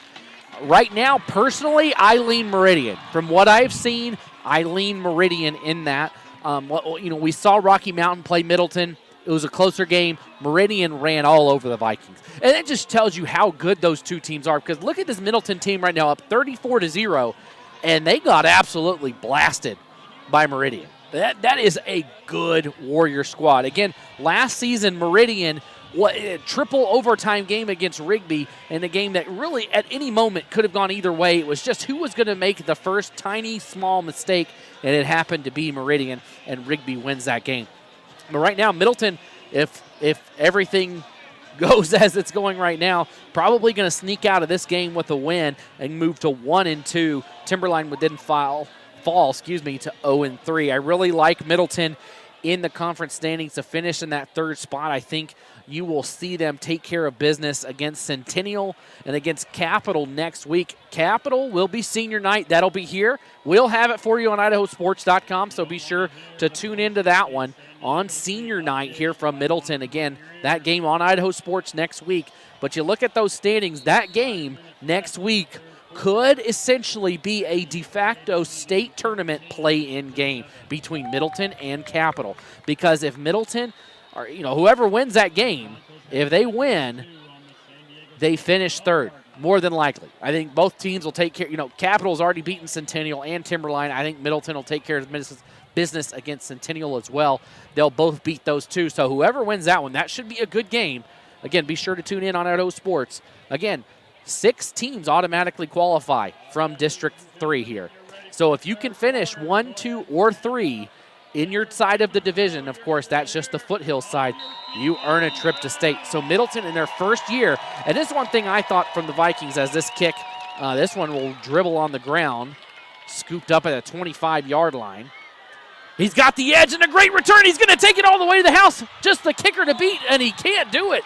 The kicker and a little extracurricular, and that's I never want to say somebody should be out of a game, and he's going to get thrown out of the game. The ref loses his hat and the flag, as that just not a smart play. A little just, yeah, I think that's going to be 2 unsportsmanlike conduct penalties, and that should be it for that player from Timberline, as he was kind of pushing his head in the ground. And that's too bad, because that was a great return up to the 50-yard line, and it was only the kicker to beat. And I thought it was a great return from Sansusi. Sansusi, though, got tripped up by Woodruff, and Woodruff with the big stop. So we'll see what the call is here. But again, Middleton was picked to finish last in the 5A SIC. Can you believe it? Last place, and here they are just running through it, looking extremely good right now, and just kind of putting everybody in their place, saying, hey, we weren't supposed to be in last place here. We came into this year, new 5A team, with all intentions of winning and making it to the playoffs in our first year, and they're on their way to doing so. And that's a huge penalty, so it's going to come back 15 yards. So the return all the way down to the 50. So unsportsmanlike conduct. So he threw his hat and a flag, but I don't think they did 2 on the play. I think just the one. Of course, if you get 2 unsportsmanlike penalties, at least in the college level, you're out of the game. And so you definitely don't want to do that, but not a heads-up play there by the Wolves. Just a little frustration when you're down so big and you just want everything to go right, and sometimes it just doesn't. So here we go, getting started, and there's a run up the middle and a great play. And once again, Timberline, a good draw, play up the middle on first down, and positive movement. They pick up 6 yards on that play, and they just got away from it after that first drive, and I still don't understand. I'm not a coach. They're way smarter than me down there. There must have been a reason for it. But from what I've seen here upstairs, it seems like that run game is working well for the Wolves. So Rovig claps for it, doesn't get the snap, and turns around to the coaches, maybe looking for Middleton to jump, and they don't do it.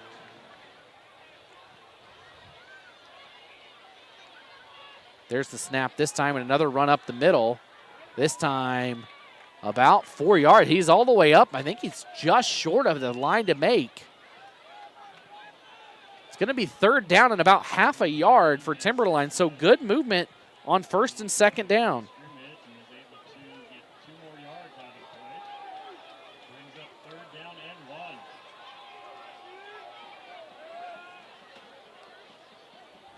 Great night for football here at Middleton High School. Middleton, a great facility that hosts a lot of state championships. A 5A SIC girls district tournament will be here in a couple of weeks. I believe we'll be bringing you some of the semifinals and championships of that on Idaho Sports. And they're a first down run by Timberline up across the 40. So again, they've moved the ball well. You look at the score and say you might be too late in the game for this to really matter. They needed to do this at 7-0 or 0-0 like they did. There's not enough time on the clock to methodically eat away 6 yards, 4, 5, 6 yards a play. They're going to have to rip off some big plays here to catch back up. But this offense is working right now for the Wolves. They've done a good job at getting through that defensive line. So 1st and 10 Timberline, 2 minutes gone by, and Rovig looking to throw, and that one bounces around out of the hands of the receiver, Caden Jones, and then off the leg of Cole Holman. Holman almost picked that one off, and man, if he does, Jones was down on the ground, and Holman is probably dancing in the end zone for 6.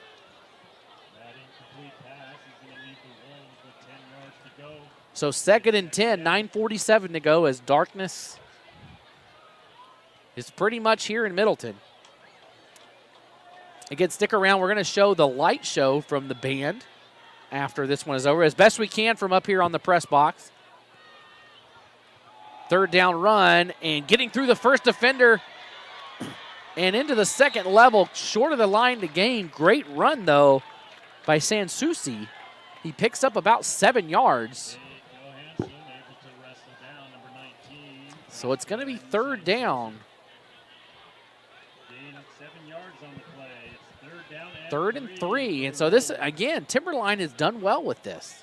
I sound like a broken record, but they've done well running the ball.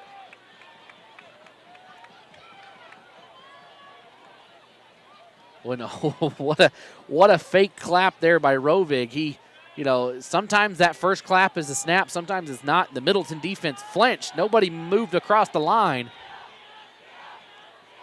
This time he'll take the handoff, and he'll roll right and wide open and can't bring it in. Oh, my goodness. Wide open at the 30-yard line was Aiden Nixon. And Nixon would have walked into the end zone for 6. What a play designed by Timberline. Just completely fooled the defense. I thought he handed it off here to the left side. It fooled me at first. And, man, Middleton got lucky there, and your heart breaks for Timberline is right there. You saw the moment of greatness from them. Run, run, run, run, run, pass, and a great play. Just can't bring it in. This punt, and Moore overruns it, and it goes out the back of the end zone. It'll be a touchback. Colton Moore ran up to try and catch it. It was a little too fast for him. So Middleton will get the ball back with 8:43 to go here in the third quarter. They lead at 34-0.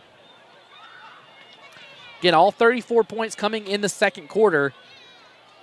And at that,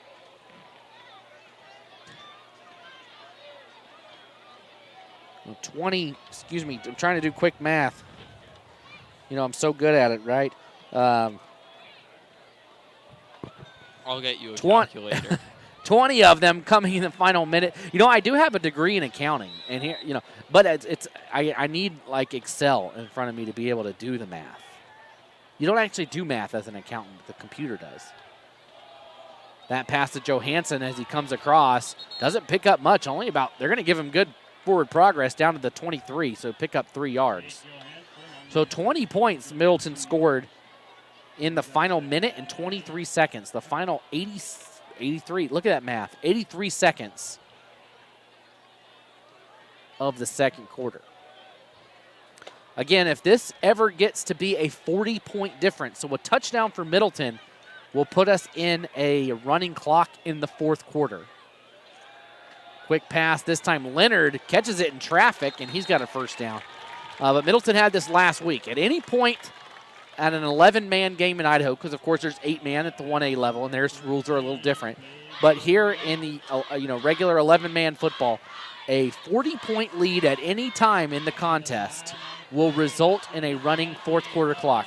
So if it's a 40-point lead in the third quarter and you score 2 touchdowns and cut that lead down to 28 or whatever it may be, that clock still runs. So if Middleton hits it at 40 at any point, the clock will run.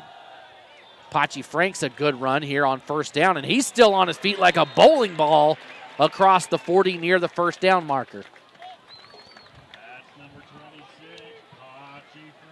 And Franks, he is just shy of the line to gain. They're going to say it's second and about half a yard, I'll say there. As Hagler in the shotgun again. Only time you've seen him under center is when they're in that 3-man I formation right at the goal line. Hagler's going to go deep to Sawyer Heck, and that one out of bounds. That one, throw probably could have been a little better there. Heck did beat his man, and you saw the hands coming from the defender. It looked like that was, Jacob Schabel. Schabel had to reach, and he grabbed a little jersey. The throw was uncatchable anyways. There's no way Heck was bringing that in. That one landed 5 or 6 yards out of bounds. And here we go. Here we see that 3-back I formation for Middleton. And this time they got it. Nice tackle there. Number 77 coming in hot. Cooper Kelly with the stop for Timberline. And they only needed a yard, and they got a yard and a half. So it was a great tackle, but it's still a first down. So Middleton in control here with 7 minutes to go in the third quarter, and they come out same formation.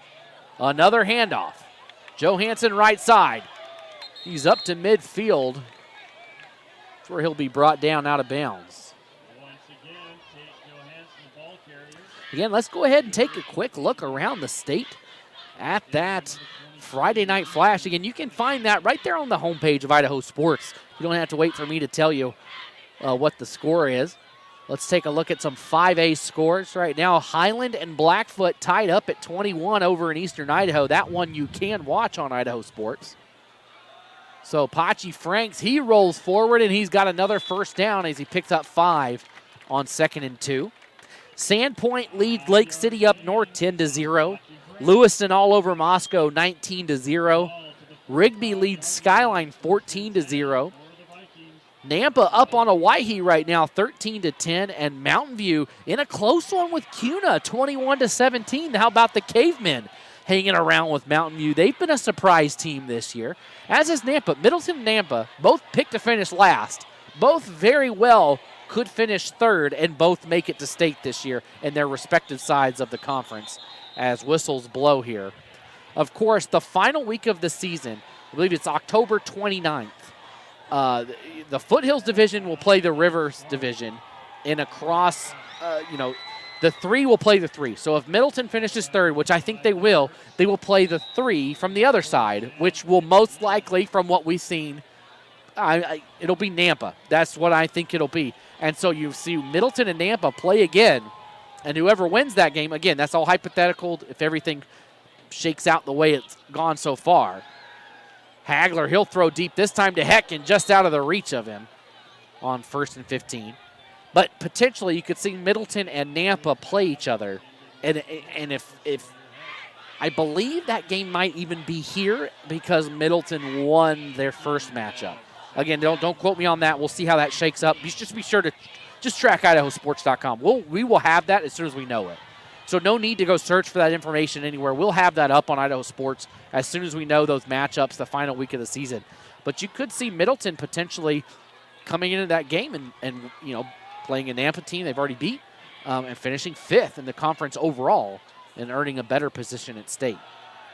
So a handoff again to Pachi Franks. Franks on the move, and he's down, still on his feet. They can't bring him down, and he's down around the 36-yard line. Great run by Franks. Once again, that's the bulldozer. Looking around the state right now, this game's still not as bad as some others around the state. Kimberly leads Filer at the half, 55-0.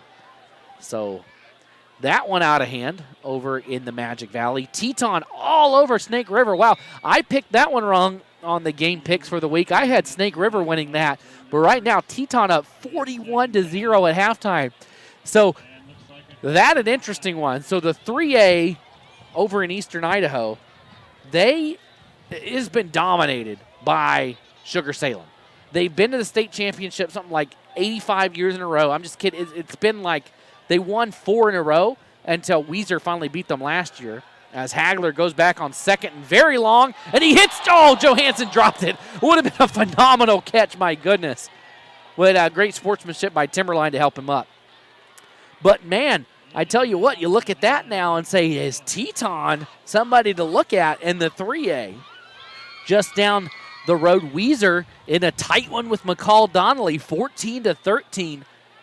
The Wolverines leave the Vandals. Jerome over Wood River right now, 12-9. Sugar Salem, again, we just talked about them. They're up on Layton Christian out of Utah, 28-3. But, man, that one surprised me, that Teton Snake River score. So Pachi Franks up the middle on 3rd and long. He picks up 10 yards, but he needed 25, and a flag comes flying out. So let's see what the call is here. It's right at the point of the tackle. And we've got a face mask signal. We'll see if it's a 15-yard variety or a 5. They just indicate, they don't indicate personal foul. Again, if that was a 15-yarder, it would be all the way up at the first down line, but this only 5 yards. So decision time for the Vikings. Leaves the Vikings with a 3rd down and makeable 10.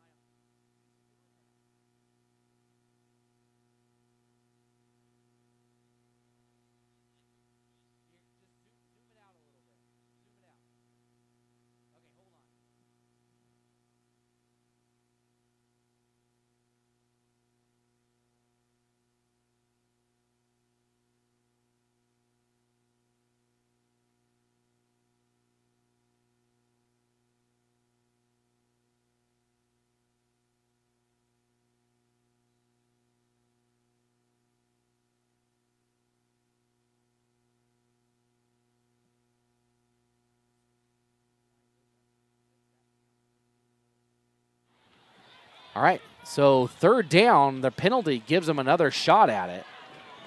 And that one deflected. Great job by the Timberline defensive line, looking like they got back there first to it. Big number 79, Isaiah Whiting Keaton gets a hand on it. So that'll make it 4th down. So decision time here for the Vikings. Again, looking around, man, that one just blew my mind, seeing Teton all over Snake River like that. Firth up on Ryrie now, 20-0. That one at the half over in Eastern Idaho. Oakley over Lighthouse Christian, 20-0. Hagerman leads Hanson right now at the 1A level, 20-12. So a lot of great games going on around the state right now. Man, it's a big night. Valley View all over Ridgeview, 40-6, and Shelley 21-14. Here's the punt from Middleton. They're going to be brought down, 15-yard gain. So Shelley up on Pocatello right now, 21-14. Shelley, a team at the 4A level that has just come out of nowhere the last few weeks. They hadn't won a game all season, and then they come out, they beat Blackfoot. And then last week they win again. And this week now they're up on Pocatello, who a lot of people like in the 4A level. So the Russets, I think there's a lot of good mascots in Idaho, but the Russets have to be up there, right? The Shelley Russets, that's a great name. Orofino with the Maniacs, that one's pretty good. So the Russets, Maniacs, it's a tough choice between those two.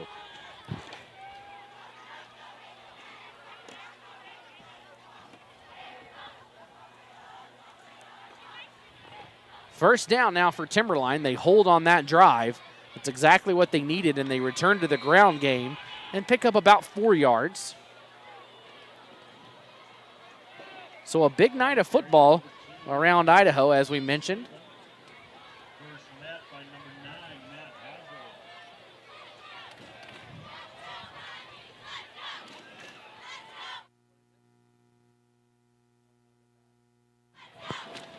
Second and 6, 4:05 on the clock, still ticking away here. I don't even think I've worn a jacket this year, and this is the first time I think I've been like, I need my jacket. I did wear one last week at the Middleton game in Thunder Ridge. And this one, quick slant pass is caught this time, redeeming himself, number 16 with the catch for Timberline. That's Aiden Nixon. Again, Nixon, he dropped a short touchdown pass on the last drive.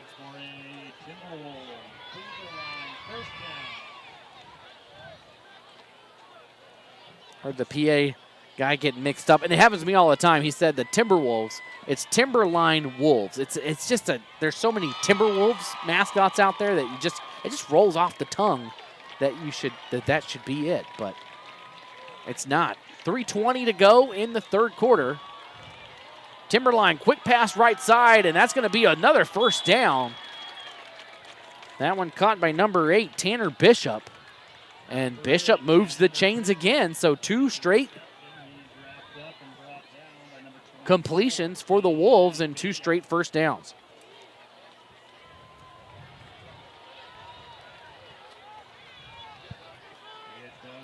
First and 10 now, 3 minutes to go in this one. Again, we are creeping up, as I said, on state tournaments. As that snap is low, and that one dangerously thrown into traffic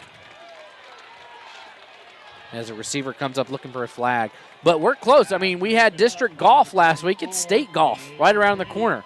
We're having district soccer. Volleyball is all coming right up. And so be sure to check out. We're going to have the district bracket for every district in all of Idaho for volleyball and soccer over the next couple weeks. Boys and girls soccer, and then, of course, volleyball. So just be sure to check back to IdahoSports.com for all of your soccer and volleyball district needs. We've got it all. We don't cover one area of the state. We cover everything. So if you've got a cousin, niece, nephew, whatever it is that lives over in Rexburg or up in Coeur d'Alene, you want to see how they're doing, we'll have that bracket up. So be sure to check those out when the time comes. Rovig scrambling away, and he could feel the heat coming. Hot on his trail was Wyatt Streifel, also in pursuit, Jason Tidwell. He just had to get it away. Throws it into the dirt, or into the turf, I should say. Into the ground-up tires. Isn't that what they make him with? So it'll be 3rd down and 10 for Timberline. So again, like I said, Idaho Sports, we have you covered for pretty much everything. And then, you know, once those district tournaments are all wrapped up, we've got the state tournament brackets too. We'll have those for every level of soccer in the state, every level of volleyball, and then, of course, football, every level as well. 2:46 to go, and a bad exchange. And going down is Rovig. He's going to lose about 4 yards on that. That'll force Timberline to punt it away.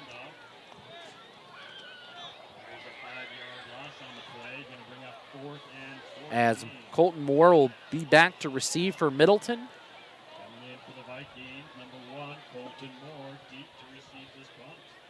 I'd love to know how much concession stands make at high school games. I'm looking down here, and it is a long line. And it's been like that all night. Clock still running as the punt comes and booted away. This one to the left of Moore. Moore just going to let it roll as it scoots, and it'll be downed by Harrison Thulin. So Middleton will take over 1st and 10 at the 21-yard line. Again, we mentioned it earlier in the game, but you can make the memories of this game last a lifetime by owning the digital file of this game for just $10. Just click the button on the right side of the screen as you see it there.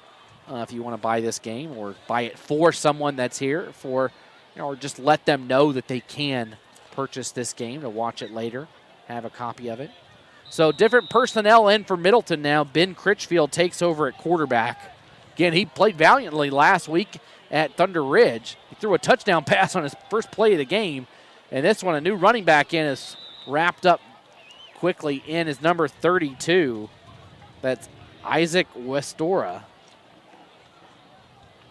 So Westora picks up about 3 yards. Gain of 2 yards on the play. Going to bring up 2nd down and 8.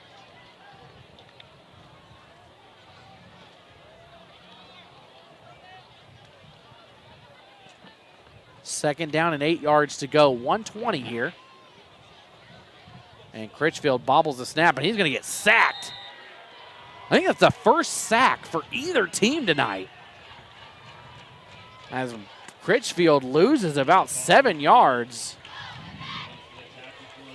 Back to the 19. So it'll be 3rd down and about 12 yards to go for Middleton. Probably one more play here in the quarter, barring an incompletion or an out-of-bounds play.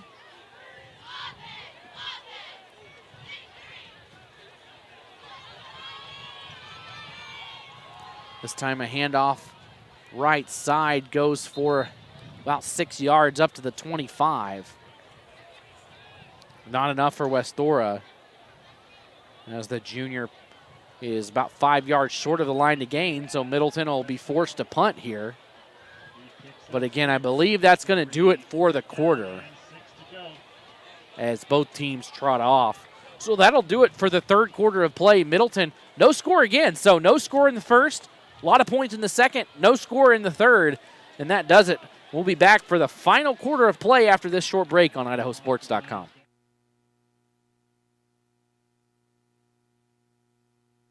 We're Valley Agronomics, and if you want to maximize your yields and grow more, the country's best agronomists are here to answer your questions, help you find the right products, and take advantage of the newest technologies.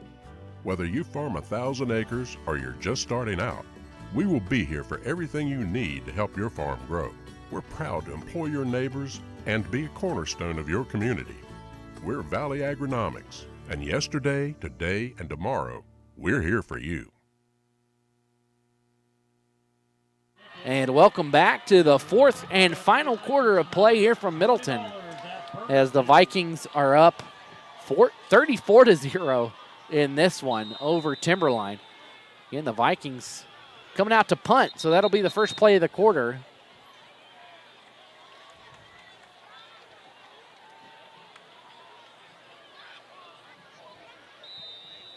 As there's the whistle finally.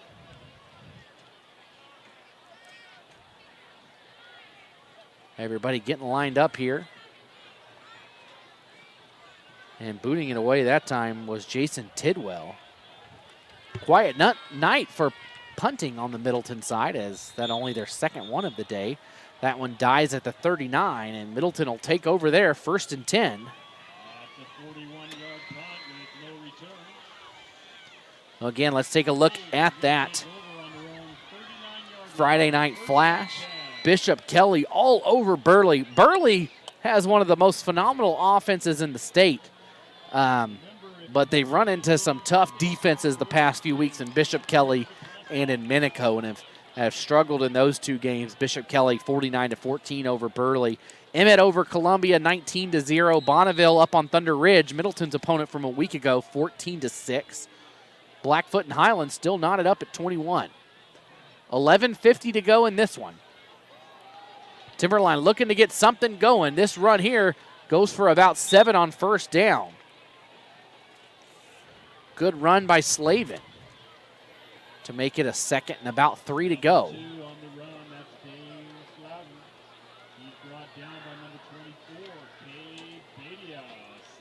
Mountain View still 21-17. Waihe has taken the lead over Nampa 17-13. This run by Slavin, and he's into the second level across midfield. He's down to the 30. So Timberline, one of the most explosive plays we've seen from the Wolves tonight, gets them down to the 31-yard line, and they are in business.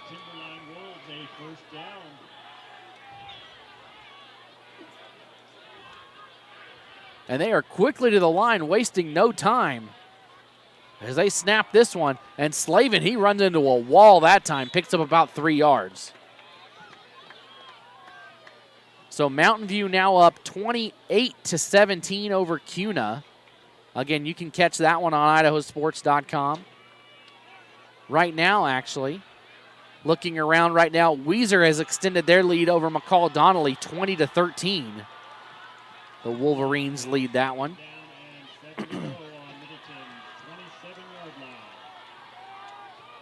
Looking elsewhere, Shelley and Pocatello. Again, that one from Lookout Field in Pocatello. Right now, the Thunder have retaken the lead, 21-17. They lead that one. As this run here, still fighting forward and close to a first down, and I believe he's got it.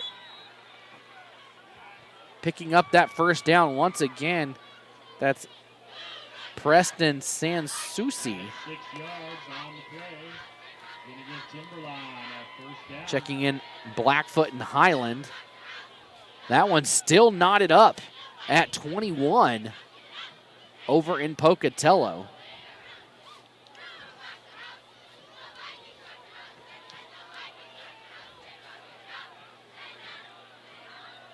So first down for Timberline.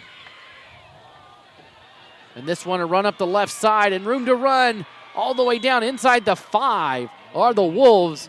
Finally in business now. 1st and goal for Timberline, who look to put up their first points tonight.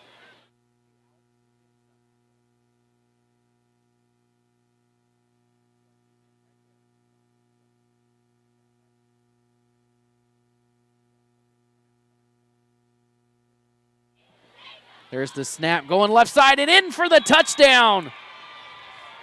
Sansusi gets the points on the board for Timberline for the first time tonight. And the Wolves make it 34-6.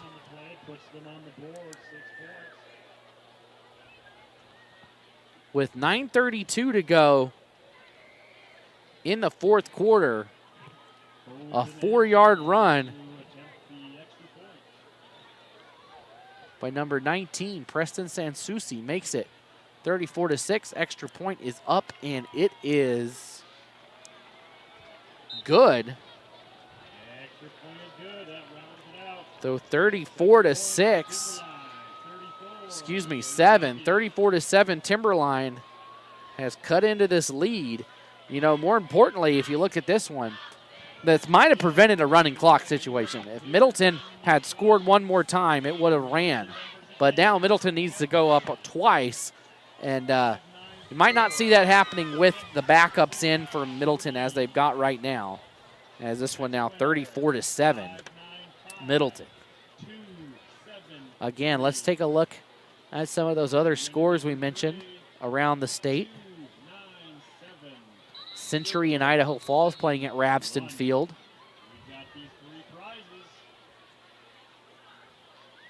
Idaho Falls now leads that one 21-17 over Century.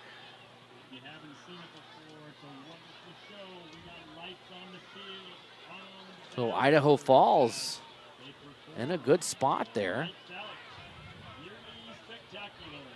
They've struggled this year. They had a great year at 5A last year, but just missed out on the playoffs. They moved back down to 4A. And here comes the kickoff. And this one will be an onside kick, and Timberline's got it. What a play. That one hung up in the air forever, and Middleton kind of got out of the way of the ball. And that one, what a kick. What an onside kick. Number 4. That was Colton Anson. The ball just popped up in the air and spun around and went just enough yards. It needed to cross the 50, and they recover it at the 48. What a play. So we've seen 2 onside kicks recovered. I don't know if Middleton's was intentional. This one intentional by Timberline. And look out. You didn't ever want, I mean, Middleton, heck, we saw them score more than this in less time. It is not out of the realm of possibility right now. You never know. So first down for Timberline. This time Middleton in the backfield, and they wrap him up for a loss. I mean, Alex, we were here last year for homecoming for Middleton. And that was a game Middleton led by 13 points with, like 45 seconds to go? And they lost in regulation. Yeah, what a crazy finish that was. Middleton fans, I'm sure, don't want to hear about that from last year, but it did happen. And so, I mean, this is a game a little more out of hand than that one was. But Middleton now looking to make a stop here as Timberline recovered that onside kick. Wolves going deep, and Bishop, did he get it? No, falling down, not able to bring it in. Tanner Bishop. Man, that would have been a big first down for Timberline. That brings up 3rd and 10.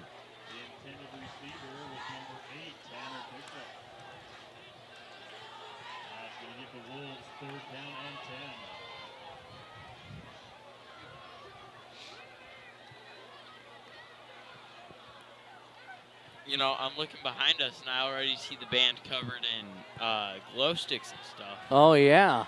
Yeah, they've got them everywhere, all over them. Yep. Yeah, so again, stick around for that. The band light show will have that. Hopefully it comes through as good as it does in person. Quick pass, and that one deflected by Cash Weeks. Again, Weeks only playing with his left hand right now, the right one a club, as I believe from what I've heard he broke his hand. And that one he knocks down, not able to. You got to think if he's got 2 hands there, he might pick that one off. But again, we'll bring you that light show. Hopefully it comes across as well on the broadcast as we got it right here in front of us. 8:40 to go as the fans stomp their feet in the student section. Thanks for joining us here for Treasure Valley Game Night presented by Mountain West Bank. Rovig rolls to his right. He's got a man downfield and hits him. Does he have the first? It's going to be close. He needed the 38, and I believe they got the 36. That will be a first down. So a big pickup on 4th and 10 for the Wolves, and another first down with 8:30 to go. Even just for Timberline, if you're able to put together a couple of good drives at the end of this one, that'll boost your confidence.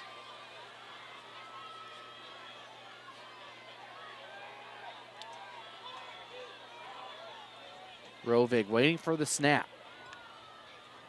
Gets it, hands it off right side. Lots of room to run up to the 30-yard line. A good 6-yard gain for the Wolves. Now, Timberline, a team that's produced some great athletes over the years. Of course, a couple of years ago, starting quarterback Andy Peters for the Wolves brought them out of the basement of the SIC, and they made it to state for the first time in a couple of years. He's actually now the starting quarterback just down the road at the College of Idaho now. And that run for another first down. Of course, College of Idaho playing phenomenal right now. They're the number 11 team at the NAIA level. Some big games coming up for them. They love watching College of Idaho and seeing all the local kids playing on that team. So first down, 7:39 to go. Timberline in business again. This time a pass to the left and just out of the hands of Anson. Anson gives his hands a quick look saying, you guys failed me there. What are you guys doing? As he drops the pass. That was very close to being a lateral. That one a pretty parallel pass. So 2nd and 10 for Timberline.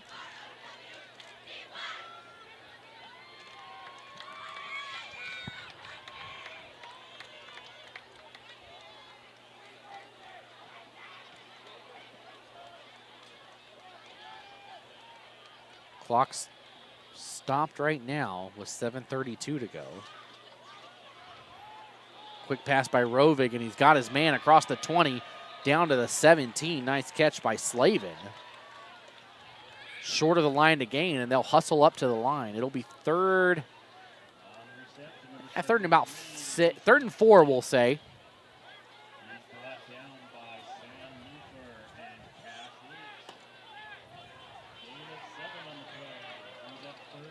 So Middleton trying to make some substitutions right now. Finally hustling off the field. Will DeLeon gets off.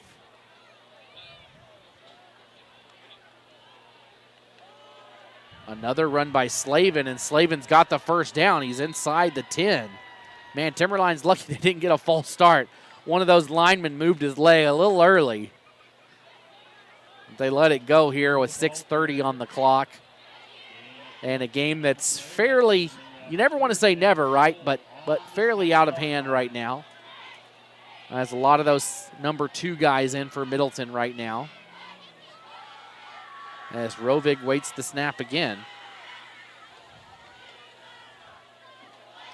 And this time Slavin gets through the first defender, but can't get through the host of Vikings that follow. Be no gain on that play.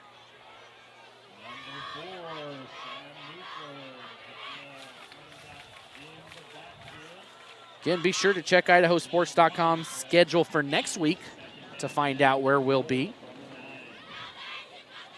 I think this is where I am. I think we're right back here at Middleton for their senior night game against Capital. Again, the way that's shaken out, that could be, as we said, a de facto state play-in game. When the time comes, in a big hit in the backfield by number 4, Sam Newfer. Newfer, a big tackle there to go along with his pick 6 in the first half. That'll bring up 3rd down. Ball at the 10-yard line. It's 3rd and goal now. Man, it really does get chilly when that sun goes down. I'm regretting my decision, like I said, to not bring a jacket. Alex, give me your jacket. No. Even I'm cold wearing Alex, this. look, not even a month ago, me and you were literally about to die of a heat stroke in a press box at Weiser. And now we are here in a Anita jacket. It's crazy how 1 month can change so much. And that one just blown up.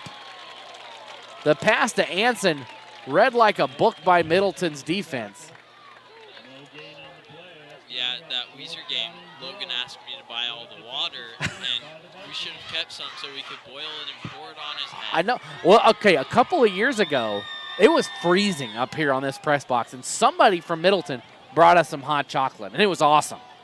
And it was great that day. But I tell you, that Weiser game, that was one of the hottest. We were in this little box, and there's no air movement in that press box at Weiser. And we had just gotten done doing a game here at Middleton up top, and we had to be under a tent, or else we would have literally fried in the 105-degree heat. As rolling right on 4th down, and Rovig not enough to get in. He'll be stopped on 4th down, and the Vikings will take over about the 5-yard line. And a player down for Middleton. He'll hop up. That was number 13, Jordan Leonard. He's got hit in the gut, maybe one of those gut punches, wind knocked out of you. He hops right up, though, looks to be just fine. So 3:54 on the clock here from Middleton as the Vikings lead this one 34-7 on homecoming. Again, stick around. We'll have the IdahoSports.com player of the game presented by the Idaho Transportation Department that we will award when this one is all said and done. All right, ladies and gentlemen, we've got 2 winners so far of the 3. Congratulations. Again, I think that decision has probably already been made in our minds. But we'll still announce it as if it's new to everyone. We did see 4 touchdowns by Tate Johansson in about a 5-minute span. Should I have given any spoilers, yes or no? You shouldn't have. Way to spoil it. Sorry. You're the type of guy that probably spoiled in-game for people. Nah. As that run goes for about 4 yards on 1st down. I didn't see it. Oh no, I had to wait like 2 days to see it. I had to shut down everything. So I didn't even talk to people. I went into my box at work and said, I didn't even look at anybody that Friday before. Because I didn't see it Friday. I think maybe I saw it Friday night. But people had saw it Thursday night. I saw it 3 months after it came out. See, that's a movie. I wish I could go back in time and watch that movie for the first time. Not that anybody cares about that on this broadcast, but that I could watch again for the first time. That's a good one. All right, 2nd and 6 after all that. Critchfield will hand it off. And this one run up the middle. Lots of room to run across the 20. Different ball carrier in that time. I believe that's Cole Holman. It is Holman. He takes it forward and picks up a 1st down, and the clock continues to run. Probably one more 1st down will do it for this game, and Middleton can take that victory formation. And Middleton actually takes a timeout. Looks like some blood on the elbow of Cash Weeks, so that might have been an official. The officials calling that one dead. Now a little confusion here. Everybody came out, and now everybody's got to run back. Yeah, they were officials saying that was my timeout. So 4 receivers out for Middleton on this one. You got to think it stays on the ground here, though, and it does. Westora, great run here. Best one of the day for him. And he picks up about 6 yards down to the 29-yard line. So they're going to give him 7 on that. That's going to bring up 2nd down and 3. 2nd and 3 for Middleton.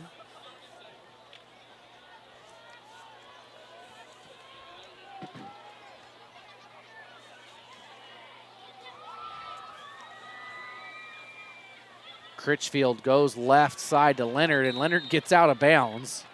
And that's not exactly what you want to do to keep the clock running. As it's 150 now. Going, a tackle in bounds, that would have just about ended it. Going to have to run a few more plays with this one. A few new guys I'm seeing run in on the field right now. Dakota Furrow, see him running out there, the sophomore. Some of these guys, this is their chance. They want to get the ball in their hands. Another handoff up the middle, untouched. And could he take it to the house? It looks like it. Isaac Westora is going to, oh, he gets run down. Oh, man, I thought he was going to go to the house. But Timberline catches up to him at the 6. 60-yard run by number 30. Westora, what a run. Untouched up the middle. But they finally catch up to him, just ran out of gas. There's a flag down. The officials are talking to Middleton, so you got to wonder if it's on Timberline. And the "I believe that we will win" chant comes from the Middleton student section. So what a run. Isaac Westora took it, man, about 70 yards downfield, just ran out of gas inside the 10. So 1:34 to go. And Westora, he's going to finish it off and get into the end zone for a touchdown.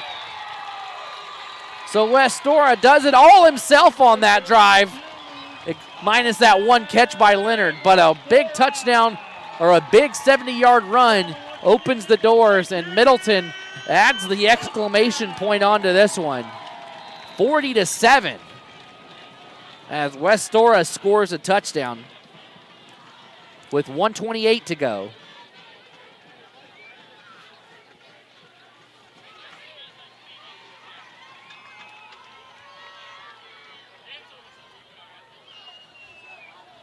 Extra point set here. Ben Critchfield will hold for Woodruff, and a flag down looks to be on Middleton. Maybe a delay game. No, extra body in there. Running off this time is Garrison Grimes. Illegal substitution on the Vikings. That's going to back them up a little bit for this extra point. So that'll make it a little bit longer of an attempt. Now a 25-yard extra point attempt. And another flag. This one up, and that one was good from another 10 yards out. And the way they blew it dead, you got to think it's on Middleton. And it is. So 5 more yards. But hey, you know what? If I'm Woodruff, I say, hey, I like this. This gives me a chance to show off my leg a little bit more here. As now this is coming back to be a... They're to move back this even more. And That's just more I need to zoom out. They keep shuffling. It was just like a wave there. They went all the way back. Now they went back in. So now it's going to be a 30-yard PAT attempt from Woodruff. He's got the leg. This one up. That one is good. That would have been good from another 10 yards out. That would have been good from 30 or 40. As a good kick from Woodruff makes it 41-7 Middleton. As once again, last week they won 42-7. This week, 41-7. Could be potentially the final score. We'll wait to see how it shakes out. But again, the light show coming up here, of course. Again, stay on the air. Don't go anywhere. It's pretty cool. So you'll want to watch that as we do that here live on the air. Hopefully it comes through as well as it looks in real life.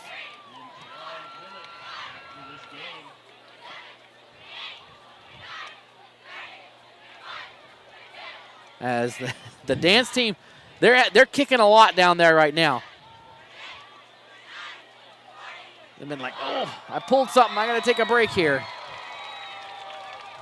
But they got a long break. I mean, they didn't have to do anything really the whole second half.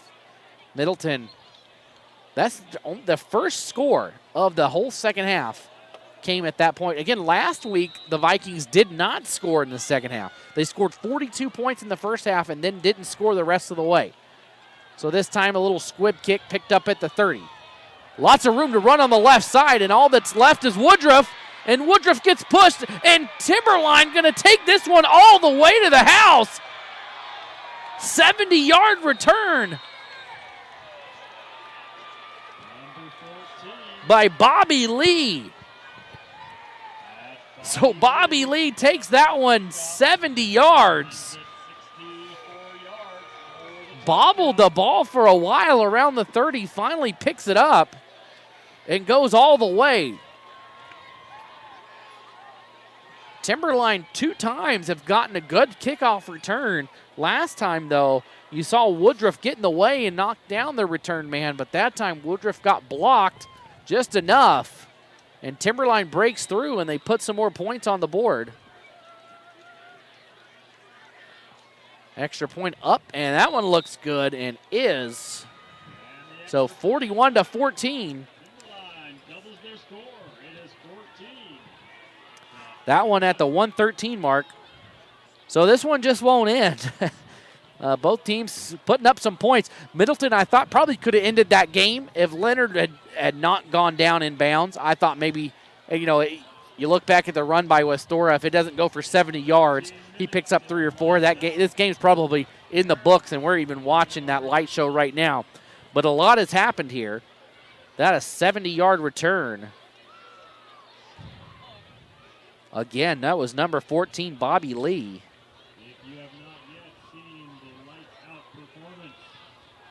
41-14 now. As nobody's left. Again, that band light show, people sticking around for it. They do it every year here at Middleton.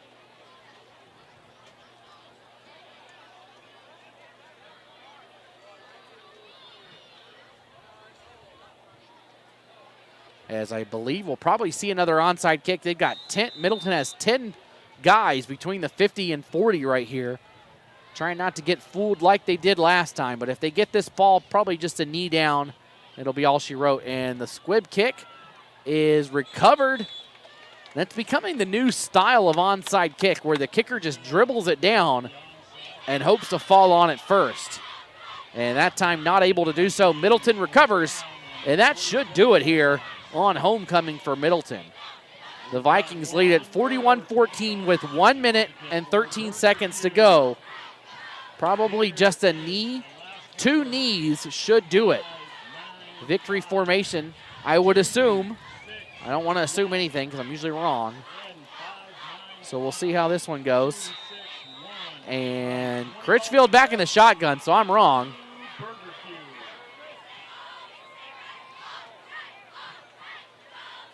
And they're going to.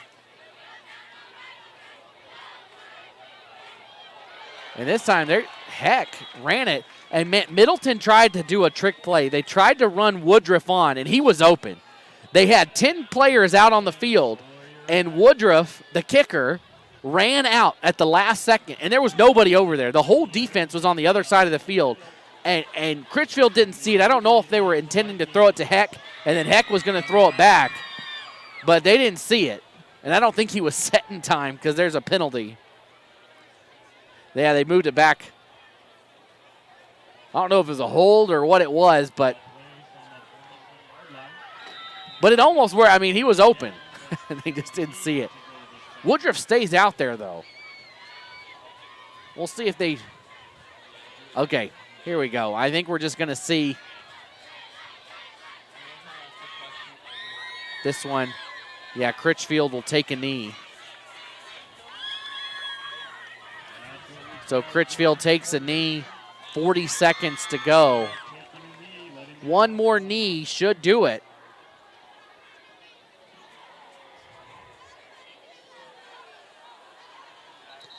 And that should do it. So Middleton comes away victorious on homecoming as the Vikings upend Timberline 41-14 here at Middleton High School. We're going to take a very short break and be back for the Idaho Transportation Department Player of the Game, and then stick around for that light show. We'll be right back. We're Valley-wide Country Store. For 100 years, we've been your #1 choice for food, fuel, farm supplies, and just about everything else you could need to get you through your day. Thank you. We know you work until the job is done. Let me sit through it. Sure. So do we. Learn a lot. Gas on the go, sometimes it little can be extra to help long. you get down the road. Oh, yeah, definitely. You can Well, count but on us. this is nice to just We are reflect on the proud things to that I might need to employ work your on. neighbors Like, oh, and to be I a think I'm going to need to cornerstone work of on your that. community. Oh, sure, You know what I sure. We're Valley-wide. Because I'm known for Yesterday, nervous rambling. today, So and with, tomorrow. like, We're here for recognizing you. that there's a lot of breaks, I'm like, okay, I'm going to have to be well prepped with stats and stuff to talk about. Yeah, and you know, basketball can be a little quicker too. So Exactly. it's not football. Is a lot of time. Football, like, they can determine the pace.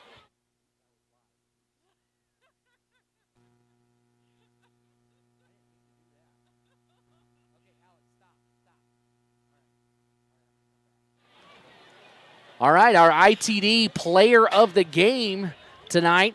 I think we spoiled it early, but I don't think it's any surprise at all. It's going to go to number 33, Tate Johansson. Tate Johansson, a phenomenal game tonight. He had 4 touchdowns in the second quarter alone. He had two different 2-yard touchdown runs. He also had a 23-yard touchdown catch and an 18-yard touchdown reception. So 4 touchdowns for Tate Johansson and a victory for the Middleton Vikings on homecoming. Again, Tate Johansson, our ITD player of the game. So Middleton does their ceremonial Viking clap, or whatever you want to call it over there, as the band gets set up. Again, we're going to keep it right here. They're going to set it up. We're going to hope, I'm going to try my best to get as much of them as I can.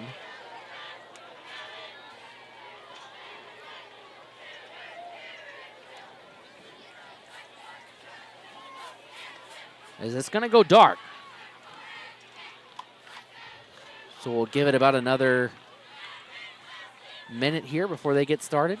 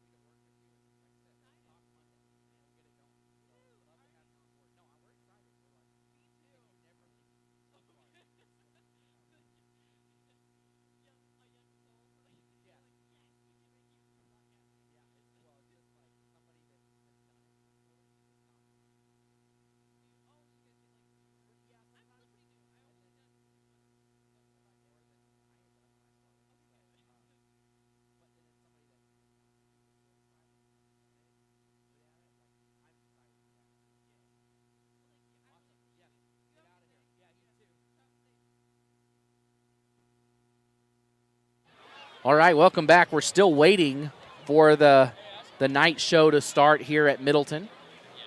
So you haven't missed anything yet. It is what it is. We're just not here yet.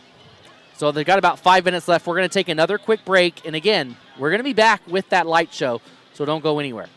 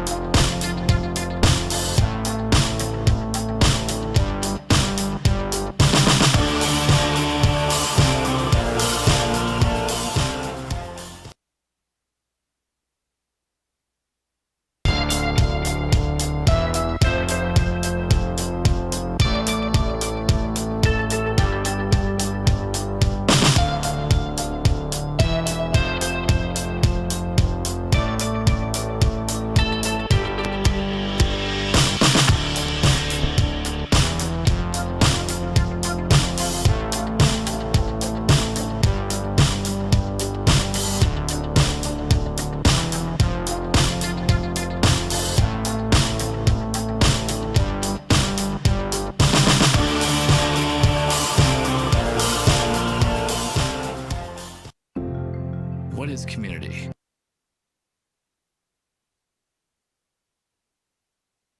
High school sports teams are known for their unity. No matter what's happening on the field, they stick together. Players, coaches, students, parents. One big family. That's why Mountain West Bank is so proud to sponsor Idaho high school sports. Today, tomorrow, together. You can't make summer stand still, so make the most of every last second with a new Toyota at Toyota's National Sales Event. During Toyota's National Sales Event, discover our wide variety of fuel-efficient electrified vehicles. Toyota, let's go places. Some days, I choose the most difficult trail. I test my limits. Taking the hard path isn't always easy, but I know it's the right way. When I get done with my ride and I look back at what I've just accomplished, I feel amazing.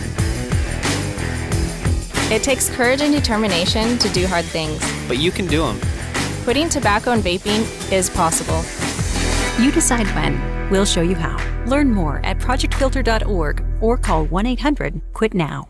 At Valleywide Cooperative, we're here when you need us. For 100 years, we have been here to help you with food, fuel, and good old-fashioned advice. And for us, serving is more than a job, it's a way of life, which is why we pour so much into the communities around us. We've employed hundreds of your neighbors. We take pride in that, and in giving back millions in sponsorships, grants, donations, and scholarships. It's our way of saying thanks.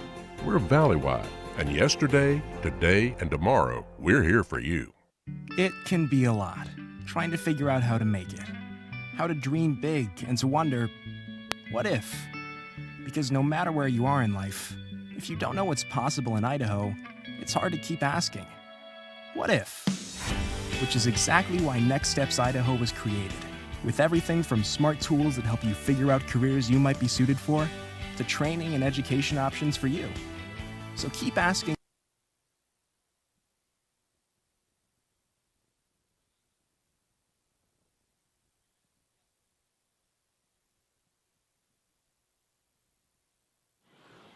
Welcome back. We had the power went out up here. We got it in just in time, so enjoy the light show.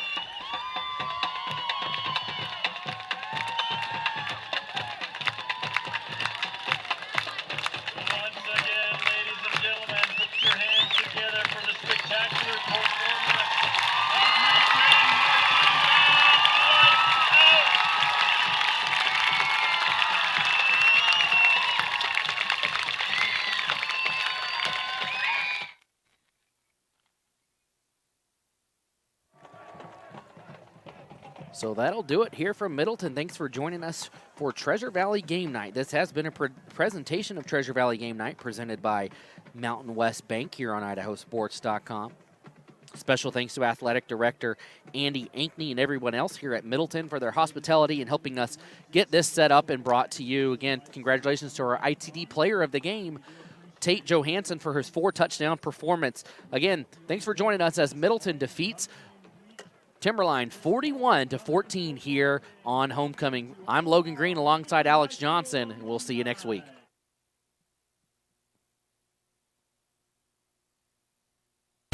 This has been a presentation of IdahoSports.com GameStreams. This broadcast is copyrighted to IdahoSports.com. Any rebroadcast, retransmission, or other use of this broadcast without the expressed written consent of IdahoSports.com